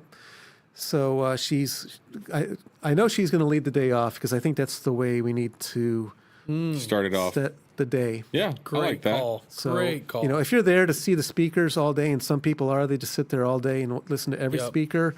Suri will start off the day the right way, I think, to get us grounded. Perfect. And then Jeffrey Wilson, who we all know, will be there to talk about the ancient American earthworks. I don't know if he's going to specifically talk about Serpent Mound, or he may focus on the mounds along the Little Miami River, like Fort Ancient. Yeah. Which is right there off the Little Miami River. So whatever he talks about, it's going to be fascinating. He's got a new book out It's going to be a series of books where he's recreated some of the old diagrams that Squires and Davis did, and he's gone above and beyond and just done some amazing work. And really, he went to the Peabody Museum at Harvard and just has done some amazing uncovering of work for no one else that I know of is doing in Ohio. No one does that kind of work at all Anywhere. with any subject. Not that I know of. I mean, I know Ohio the so best, so I prolific. can only speak to that. And Well, fair enough. there but may be another Jeffrey Wilson in the fair enough. Arizona Yeah, version of Jeffrey odds are, Wilson. right, but Ohio has him, and we are lucky Right. to have him and his dedication and passion. All these people bring passion, and that's all I And he's a look crop for. circle expert. He is a crop Which circle people expert. don't really realize is Yeah. Jeffrey spent like Right. 10 years going ultra deep on Yep. crop circles, and that's how he ended Yeah, up at Serpent Mound. He's very, very well-rounded on many subjects. And when you say well-rounded, it's like deep. Deep. Yes. Like, Yep. I think he's the type where if he's going to be interested in something, it's not going to be a dabbler. I might consider myself a dabbler, and because I had to research so vast array of topics to put on my map, and I find them all so interesting. And I could go down a rabbit hole and become, an expert on this one haunted spot or this one mound or this one UFO sighting and make that my one central thesis. But the way I have to do my research, I have to learn about it, hit it, mark it, place it on the map, and move on to the next thing. Jeffrey has taken a topic, Serpent Mound specifically, but many of the mounds and the mound builder culture, and just made it his life. So to have he's like, Jeff, why do you want me to be at your festival that studies cryptozoology? I said, because you know mounds, and I know they're not paranormal or anything, but they're mysterious, and people love them, and I love them, and I just want you to come and talk. Yeah. So it's my festival, I want you to talk. So he agreed. That's awesome. And he'll be there, and he's got his new book, and you can sign it. I'm going to buy it. I'm going to buy all these books because I wait to buy them from the authors and get them to sign them. Nice. Jim Willis has books. Sherry has books. Courtney Block has books. Then my final two guests will speak together, Kevin Moore and Christina Smith.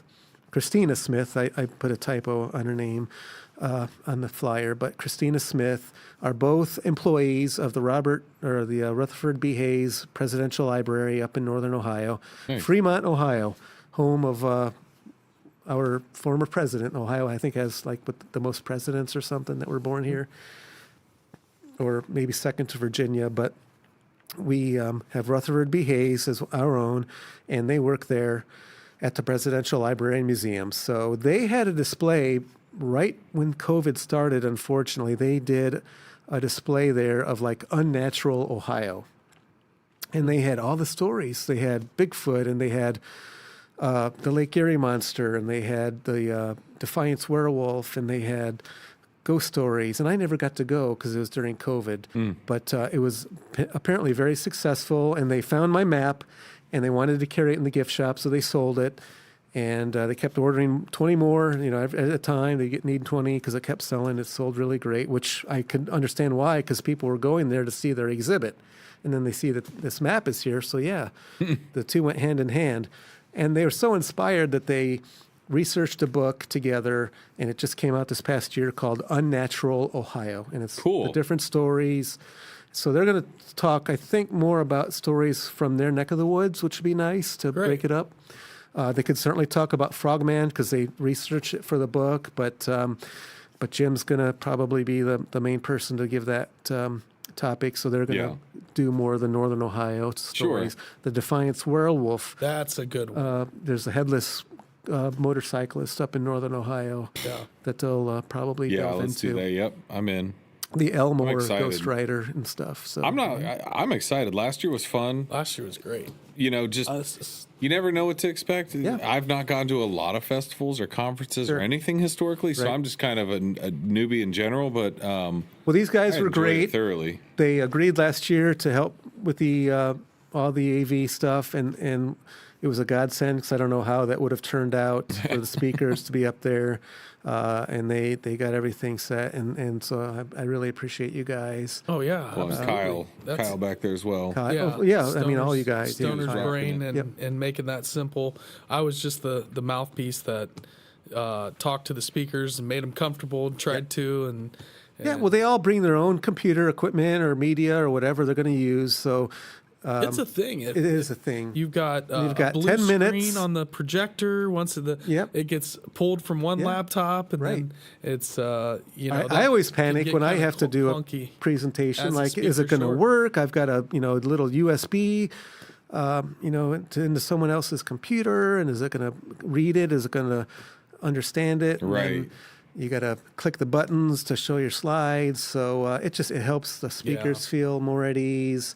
And so it's great to have you guys. So I appreciate it very much. And you guys are going to have some merch and stuff for the viewers to come over and meet you guys in person. Absolutely. Sherwin's in the house. Sherwin's amazing. Sherwin is amazing. Sherwin will have a booth. He's a vendor at the fest. So go see Sherwin.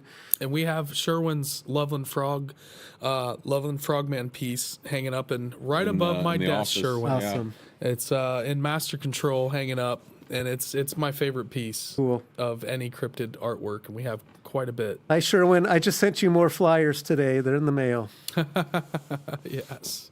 So Sherwin's got all these events he's going to. He's such a talented artist. Oh, he's the best. And Fantastic. He hits the little events like up Go in follow Sherwin on Instagram. Yeah, guys. Sherwin Sketch Artist.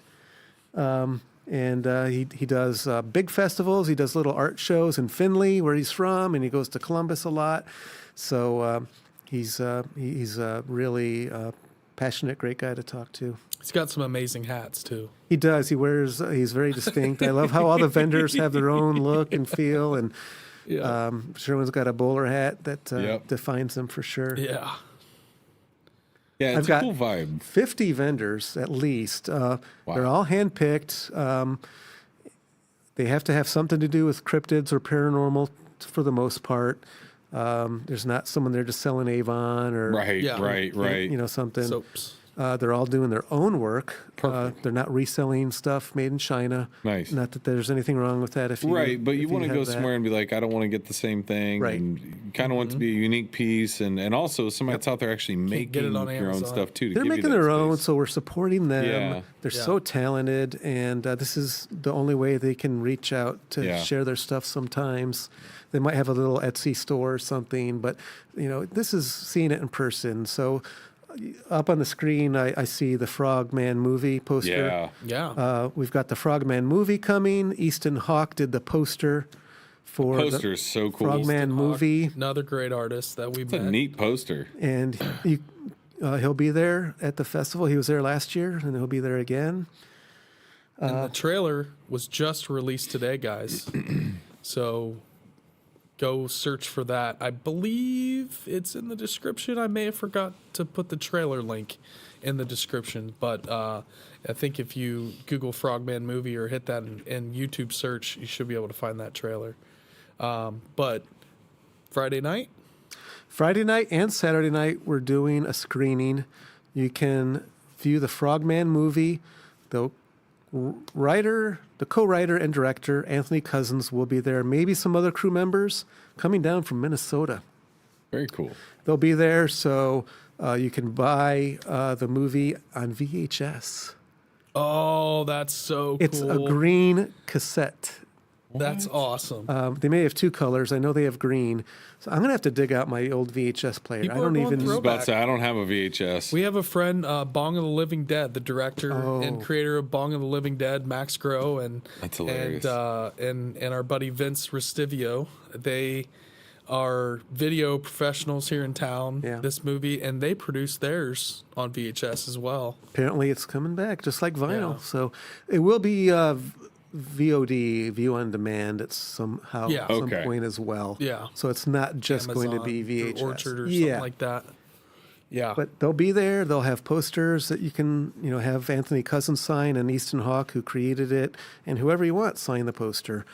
Have these guys sign it. and get everyone, all the speakers, get everyone. I'm excited. I can't wait to go again. This is going to be so fun. The Frogman movie will be screened Friday night and Saturday night. It's like an 80-minute movie. It might not be the best movie to show younger children from what I have heard. I haven't seen it yet myself. It's a horror movie, yeah. It is a horror movie. From the trailer. There's, I think, it kind of reminds me of Bobcat Goldthwait's Bigfoot movie. Gosh, somebody in the chat's gonna blurt it out. I can't remember what it is right now, but it kind of took that kind of horror angle on the story of the Boggy Creek. Anyways, kind of being terrorized. Yeah. By the Bigfoot. Yeah, it's not the Legend of Boggy Creek. Okay. The Legend of Boggy Creek. That's Bobcat Goldthwait's. I didn't know Bobcat was involved in that. Mm-hmm. Yep. Yeah, he wrote, directed that movie. But it kind of reminds me of that a little bit. It should be fun if you're into this sci-fi. Willow Creek. Sorry, The Legend of Willow Creek. Oh. Yes, and Boggy. Oh, okay. There we go. Well, I knew Necro, one of these guys. There is a Boggy Creek. Yeah, the monster. Boggy Creek monster is an Ohio cryptid story that is in the Bell Fountain, Urbana area. Oh, is that? Oh, yeah. That's what it is. I always mix up Willow Creek and Boggy Creek because Boggy Creek is an actual sighting in Ohio where there's the Boggy Creek monster. Yep. And that's a really interesting story. My sister actually lives really close to that. She knows all about the Boggy Creek. Like everybody around there knows about that. A Bigfoot relative. Yeah. Yeah, many in Ohio. If you want to see the movie, get your ticket in advance because seating is going to be limited, and we want to make sure we have enough chairs for everybody. So pick your night, Friday or Saturday, 6:15. So cool. Just go to frogmanfestival.org, and then you can go down and order your ticket for the show and the festival. And if you want to bundle a T-shirt that we're making for the festival, along with the commemorative poster for the festival, not the one that you saw for the movie, but we've got one for the festival too that my buddy Oliver did, same guy that did the festival poster last year. You can bundle that with admission and save a few bucks. Fantastic. Man, that was... There's a There's lot. the poster. This is the poster. Yep. There it is. Okay. That's awesome. Cool. So he's got the wand, and then there's the bridge in the background. You can kind of see the brick, the stone. I love it. Oliver Minerding is a professional graphic designer. He has done work for Charmin, like the bear on the teepee. Yeah. And then he did the Kraken on the Old Spice. Oh, that's his drawing. The deodorant. Wow, Yep. that's cool. Oh, really? Yep. That's why I love that So brand. he does this for a living, and guess what? He plays a bagpipe, so that's how I know him. Oh my God. So when Perfect, I wanted right. someone to draw this, I knew who to go to. I'm like, Oliver, can you? I mean, there were so many great people I could have asked. You know, Easton and Jonathan Dodd and Jamie Snell and all these guys. How cool to have such a stable of friends to go like, hey, what do you want? And they're all so talented. Well, Oliver, I've known since he was like a teenager, like playing the bagpipes, and now he's a professional graphic artist. That's so cool. Doing Charmin and Too and Old interesting. Spice. I So, love it. And he does great work. If you follow him on Instagram, he does Dracula, and he just came out with a little book for kids on Dracula that he drew and someone wrote, and just a great guy. So Oliver's going to be there this year. So get the festival poster and have Oliver sign it as a kind of a extra special commemorative addition to the poster. 11 by 17 will have the poster. So second year, it doesn't say second year, but it does have the year at the bottom, 2024. So it's the second one. And he's coming out of the Little Miami River there. He's got the wand, which is what the aliens had in the 50s. Right.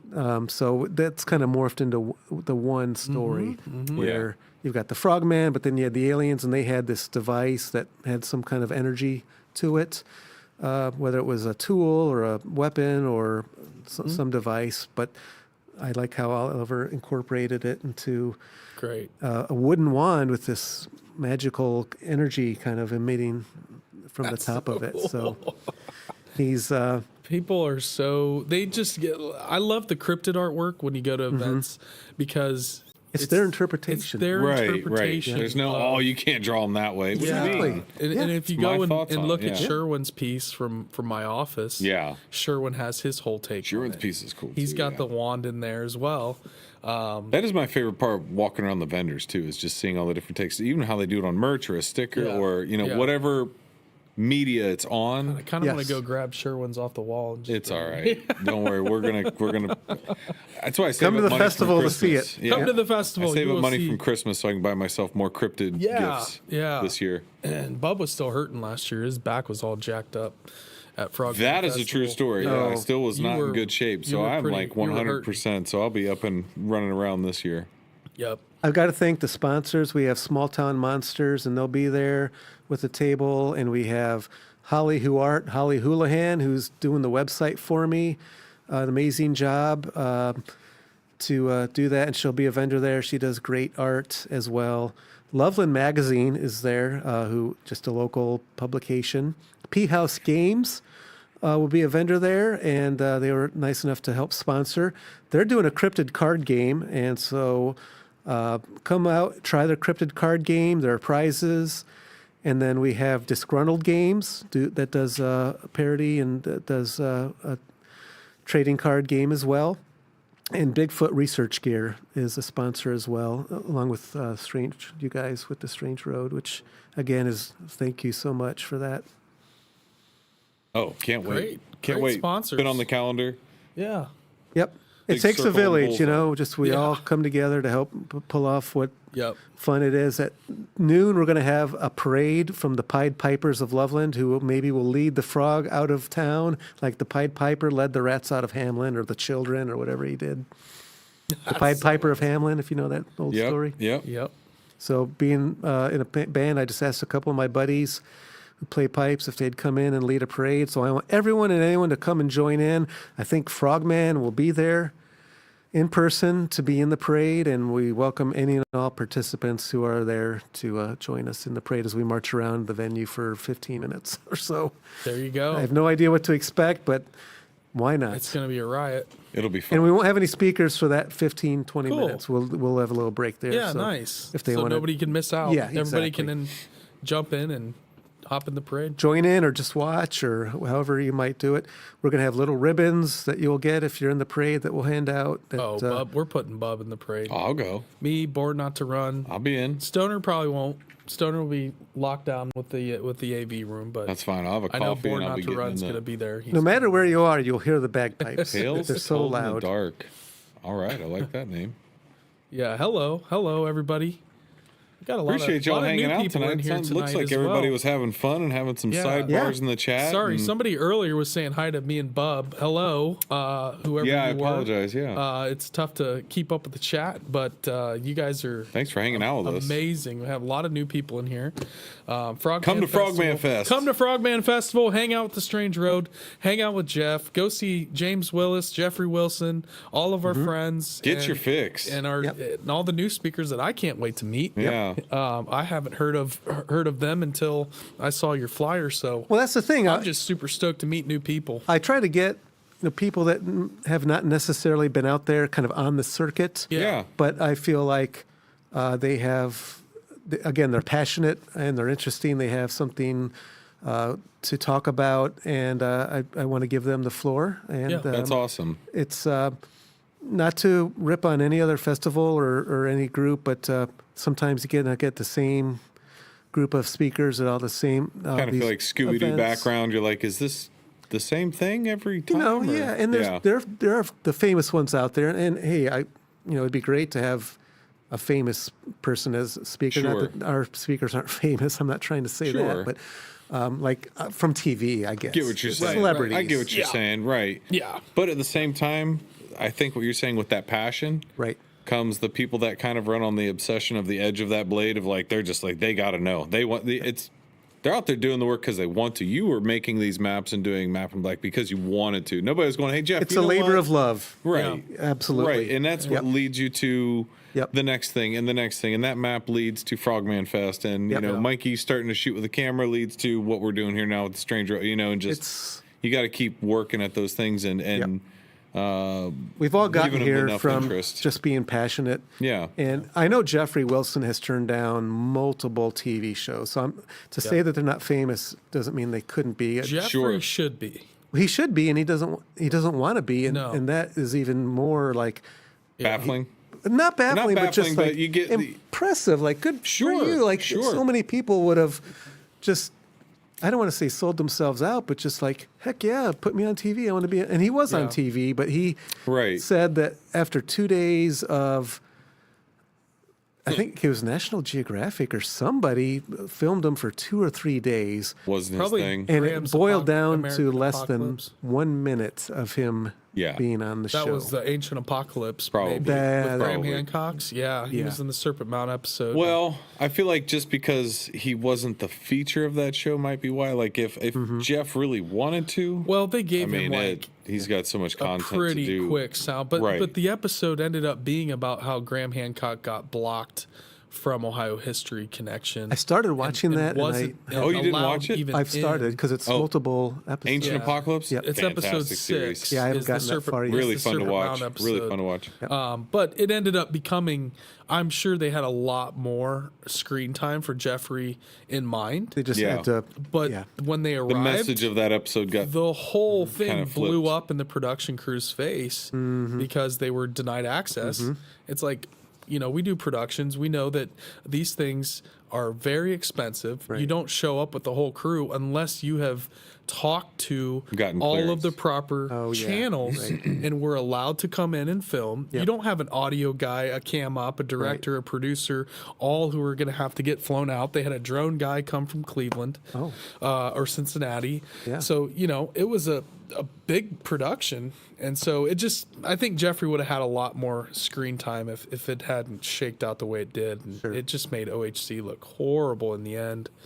But that's one of the things that we're trying to do is get the word out about, obviously local stuff with Jeffrey and Frogman Festival and what you're doing with the maps. I think we'd love to have you back and talk more about the maps. We haven't even talked about Map in Black yet. Yeah. But, maybe we have you on at some point this summer and Absolutely. we can talk Hidden Ohio Map and Map in Black. Yeah, we'll delve into the stories inside the map. Map in Black has 1,000 haunted spots. Yeah, there, I'd love there to. it is. Here's an image real quick if you guys want to check out. So some of Map the in Black, people kept asking me, have you done other states after they saw Ohio?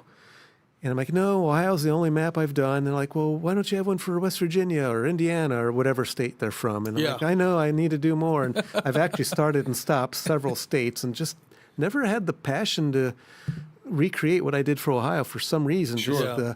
It's a lot. It's going to be 2 years of Right.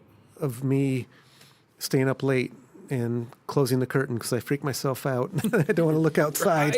Right. That happened when I was doing Hidden Ohio. What happened? I was just working late at night in my backyard at the house I used to live in.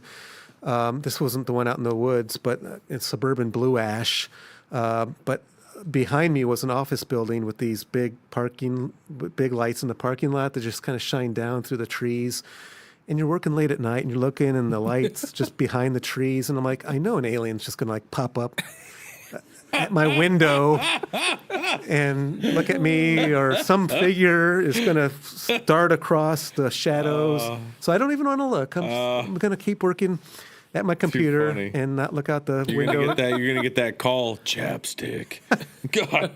And the family's upstairs sleeping and Yeah. everything. Yeah. And I Hang up got, the phone that's not plugged in. Jeez, just keep looking at your screen. Don't look Yeah. around. Don't look away. yeah, I know that that feeling of like just even looking Researching out. the UFO stuff really was what got me, I think. Just Really? the abductions of people and their experiences and seeing things. And I was researching that late at night and, having my map out, saying, okay, where did that happen? Let me put it in. I'm like, just so many stories, UFO stories and the police chase in northeastern Ohio, the Neff and Spar police officers who chased this thing into Pennsylvania. And then the government came and investigated and told them they were chasing Venus as it rose in the morning sky. Shut up. Come on, bro. You're telling me that these police officers were chasing UFO, and then they were told that they were chasing a celestial body. You're going to tell me what I experienced.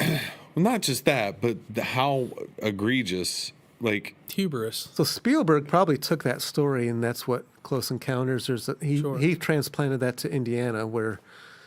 the whole scene with Dreyfus burn his face and everything? Yep. Really? You think that's what that is, to kind of play off of that? That police chase. Because remember, the police are chasing the UFOs. They through drive off the... rural Indiana. They drive off the road. That was Now, here's a question. 10 years. In Indiana, where are the mountains?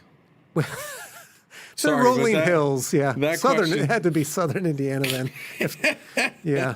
Well, maybe there is some down south, but it's funny because... Well, they were rolling hills, and then he Yeah. went out to Devil's Tower. Yeah. Devil's Tower is the mountain, Yeah, in which is a tree in- stump. in according Wyoming, to yep. The internet now. That's a whole It's an different ancient conspiracy, tree which I stump. love that one. That's a fun one. That Yeah. I got out there tree for the stump. first time in 2020. Got to see it, yeah. It's amazing, isn't it? It is. Did you stay near there, or did you just pass through and go see it? I passed through, but actually my uncle lived 7 miles from there at Oh a my time. gosh. The same uncle that moved to Serpent Mound area. What?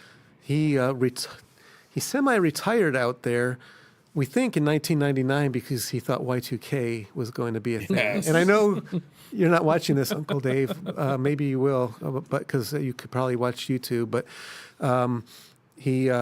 we think he semi-retired to go out to the middle of nowhere. So when the computers crashed, Hey. he would be a kind of a survivalist. Yeah. So he was 7 miles from Devil's Tower, and his wife actually worked at the gift shop for one summer. Wow. At the Devil's Tower. It's impressive. Wow. Gift shop. It's super impressive. And so when he moved to Ohio, to be near me. He and my aunt Carrie. We went out there and stayed with him, and drove.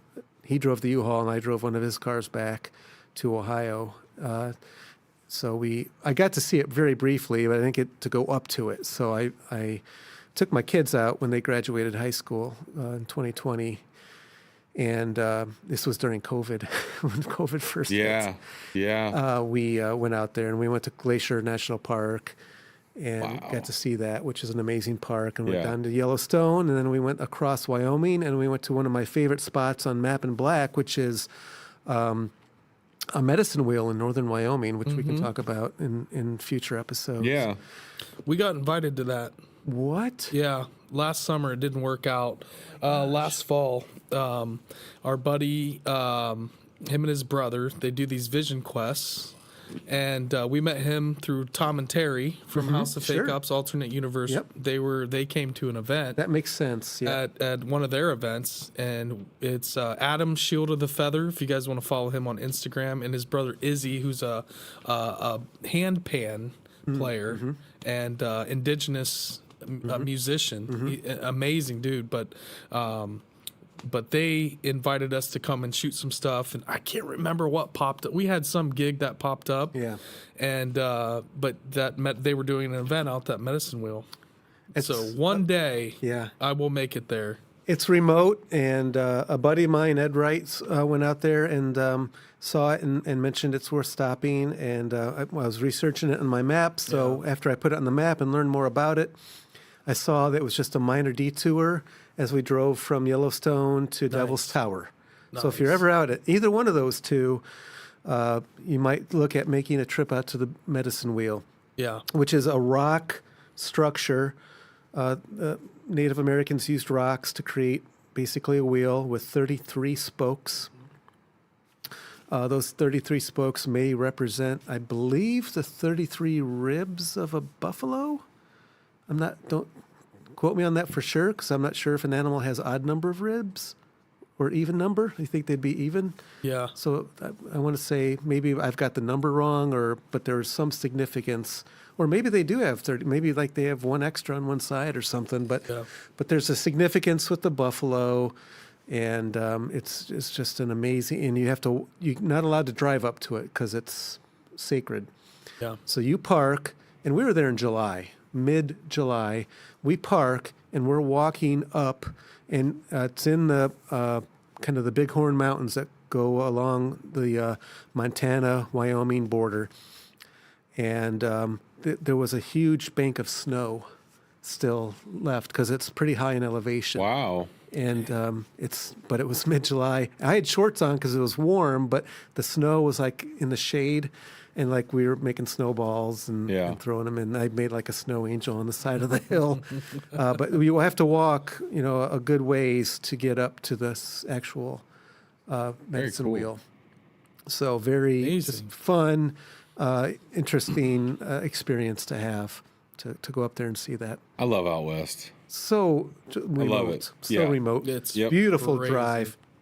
Just these hairpin turns going up one side of the mountain, and you get to the top, and there it is up there. And then you drive down the other side, and you see the vast plains opening up there as you descend down towards the Dakotas. So, beautiful land. So much to discover out in those parts of the country. And nothing's close. But when you're out there, you're like, when am I going to be out there again? Yeah. So I was at Glacier. Yeah, it's 8 hours down Yellowstone, but we got to go. That's when you're like, 6 hours? That's nothing. That's not even a full day drive. I can do 6 hours standing on my head. We'll leave at 7 a.m. You've done long drive hours on the road. I'll tell you what. Bub's a road warrior driver. The last time we went out west, the weirdest part was we woke up. We were in Iowa. My wife and I took my brother's minivan. We, flipped all the seats down the back. We packed all of our stuff, camping gear, packed our little dog. We wake up in Iowa and we're back of this van and we hear all these noises going over the top. We're like, what the hell is that? And we look up and here's all these pelicans. Like I said, it was just like a river of pelicans like flying over the top of the car. And we're like, this can't be really happening. And it turned out that is like their migratory path. Like this through this select cut of Iowa is where all these pelicans go. And we're like, this can't be real. Oh, thousands of them. It just didn't seem like they were going to stop. Yeah. It was just, you never think you're going to see something like that. Yeah. Like a Nat Geo moment. Because that to me was like, that's a Nat Geo moment. I didn't film it or anything, but I lived it and watched it and was like, I remember just thinking, this is so bizarre because we're so often just not in that moment. Or at least we're not here. And, being surrounded more by the city and concrete jungle, if you will. Oh, yeah. To see a deer, even a carcass. Yeah. Like, oh, my God, I saw an Turkey animal. or something, yeah. Right. Somebody did ask Jeff if you're going to have The maps for sale Yeah. at Frogman Festival. Yes, Heather. Guessing The that's a maps yes. will be at the festival, and I'm happy to have those there for you to buy, and I'm happy to sign it if you want. I do that if people ask. Happy to. And so, Hidden Ohio and Map in Black will be there. And I have some state prints that I did on like 11 by 17 that are have an antique look to them, that are just more kind of for show and not as functional as the big maps. And so I've got some different variety of maps. This is Map in Black, this image. That is that the whole we country. have. Yep. That's so. How big is that right there? That is the How same big as is that table? Because that table looks enormous. You can look at the seat. That's that's decent my size, yeah. kitchen table. The map is 38 by 50, but it does fold up like Hidden Ohio. Oh, okay. It's the same Same dimension. proportion, same Okay. fold. It folds up to 5 by Look at 10. the detail, man. It's a Frodo How do you- Baggins. Oh my gosh! That took 10 years to do. I was Yeah. gonna say Right? Yeah. That's a Frodo. It's Because- about Hobbit size. Map in Black is a lot more recent. So from Right. Hidden Ohio was 2007. Yep. Map in Black came out 2020. 2020, Nice. so fairly recent. And if COVID had not happened, I'd still probably be working on it. But when Yeah. the pandemic hit, I got sent home to work remotely, and my kids were in college, Yeah. and I didn't have any extra. The pipe band couldn't meet because you can't Yep. play bagpipes during COVID because you're basically Yeah. emitting breath Yeah. Right. through 3 pipes. Boy, So I sat home all day and just finished the research and for Map in Black. Nice. And then that's the Hidden Ohio. That's what it looks like when it comes off the printing press. yeah, And then so cool. they fold it up, and they have a folding machine. It's the largest folding machine in the world Wow. at that map printer. It's Williams and Hines Map Company outside of Washington, D.C. What? They print the maps for me, and they send me a proof to okay before they print the That's rest so of them. cool. So that's what that is. That's a proof. That's so That's cool. why all the colors are along the side, so they can make sure that their colors are correct. That's why I had an anxiety attack. You can tell that there's some machine that folds that because once you unfold it, I'm glad you're here. So if we, because I'll show you how to fold it up. I've been afraid it needs to be unfold refolded, it. but I've been afraid to unfold it, but we have the creator here. We're gonna do that. There is a way. It's called an accordion fold, and then you just fold it in half and half and half. Yeah, but every map would be different. There's a state map. Like I do a couple different state prints.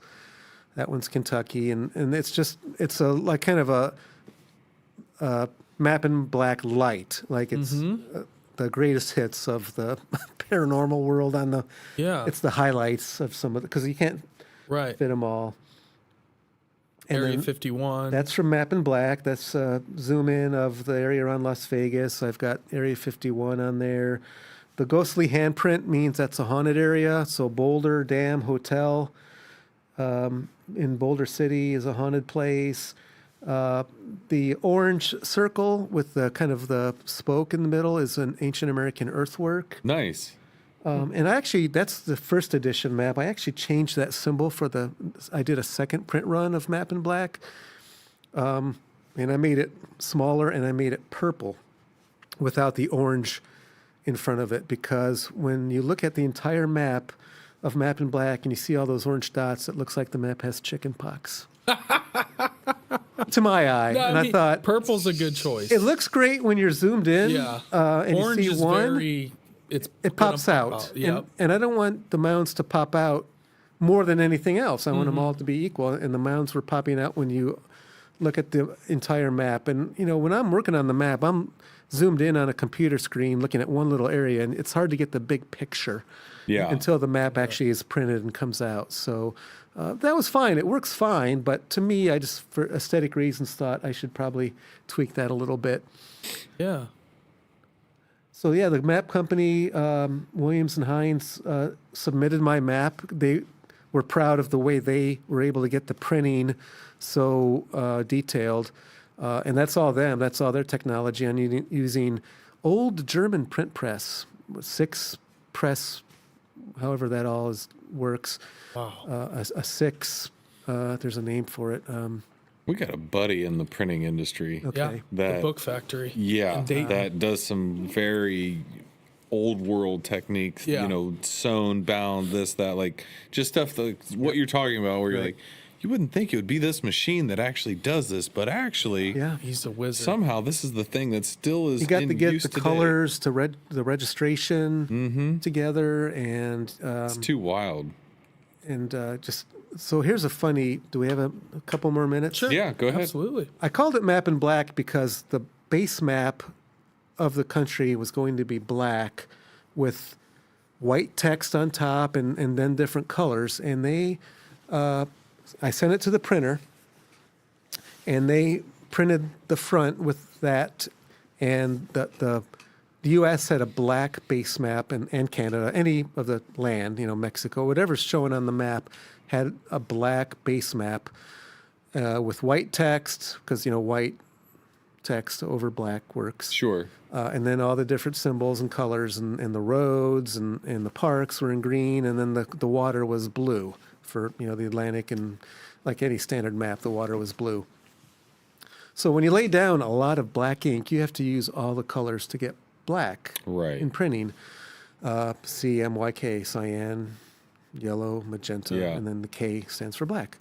And combinations of those. So to get black, you have to lay down all these colors, and then you have to knock out the black so the white shows. So you don't print black right there wherever you're going to have white text or other colors. So they're doing all this, and the paper's getting so much ink on it to get all the black on it that it absorbed it, and it started to warp the paper. Oh, yeah. And then they got to run it through the print 4 times for each color, cyan, yellow, magenta, and then the black. So they're running it through, trying to keep that paper flat. And it, when something gets thick of ink or wet, the wetness of the ink or any kind of wet material on paper, it starts to wobble and not stay straight. So they're having trouble keeping the registration right over top each other. So if you need to run red and then yellow to get, a color for the name of a certain area, it wasn't hitting the exact same spot, so it was getting blurry. So they mentioned this to me, and they actually sent me the proof, and it didn't look good. And I'm like, this isn't going to work. Yeah. My map can't be black. Yeah. And I called it Map in Black because I wanted a black base map, because there really is no black maps out there. And I know why now, because you can't print all black. And you can do some black, but if you do too much, it's much is too much. It's gonna. Yeah, it's like when you spill coffee on your notebook when you notice how that paper just. Yeah, and it starts to warp, and you got the waves. So I'm like, well, I already have the website. That's too. I love the title because it's sort of a play on. It still works. It's a sort of a play on like Men in Black. Yeah, I love it. So what I did was I like, okay, I can make the water black because that's not much of the map. It's just the sides.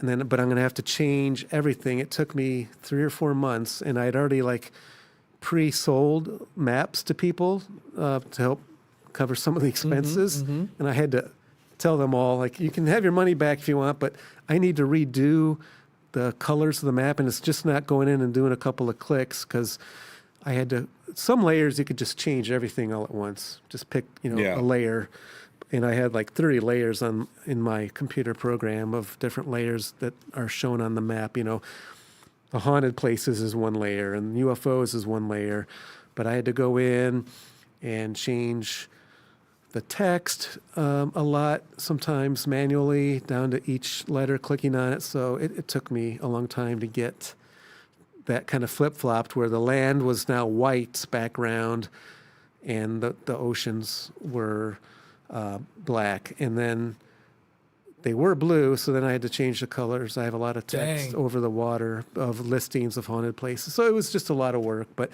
that's a lot of trial and error. It was trial and error. But man, you nailed it. It came out. It came out great. But the print company was so great in telling me, like, we can do this, but we think you should look at it first, because they didn't have to, and because I sent it to them, and like I signed off on it, but they're like, you should look at this because we don't think you're going to like it.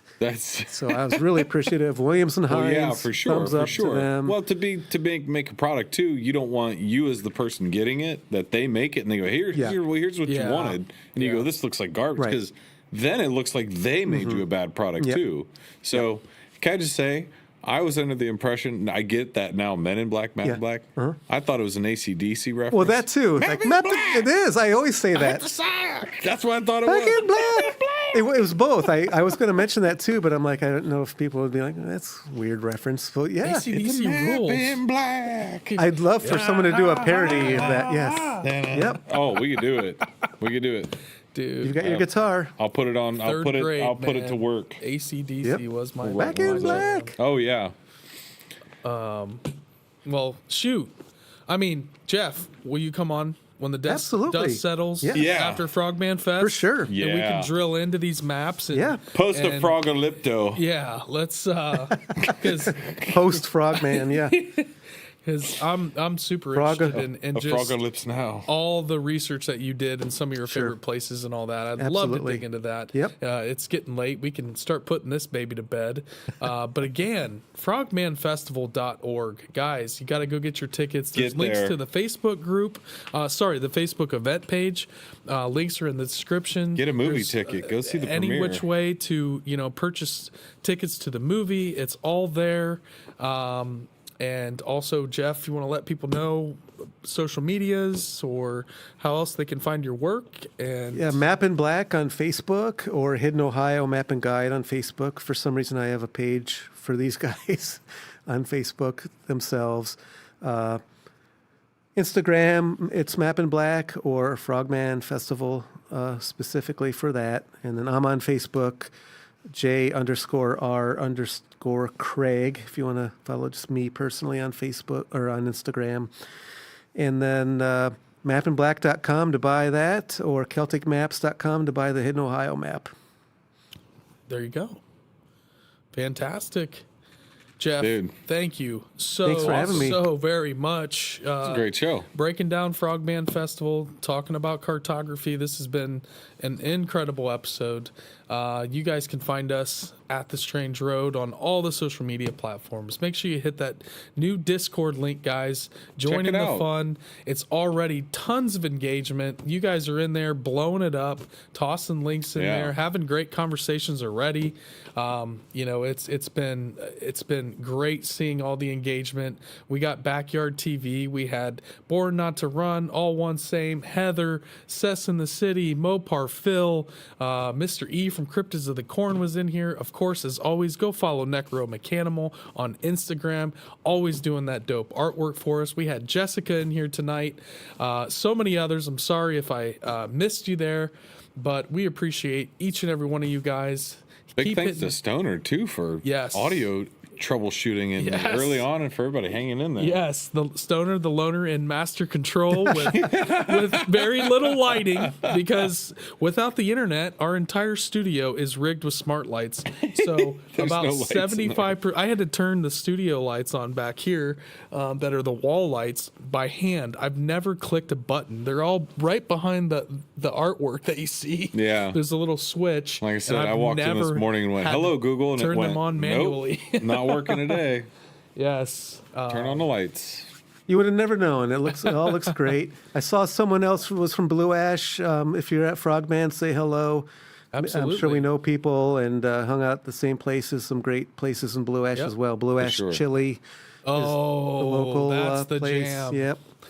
Yeah, Nick's Dancing Lights. I know we had some folks. I recognize some of those names from the Discord server already. Cool. So all to you guys that are new to the Strange Road, new to Jeff Craig, we appreciate you guys Frogs. so much. Thank you for that. Fun. Ending in the Frogman emojis. Hell you yeah. guys rule.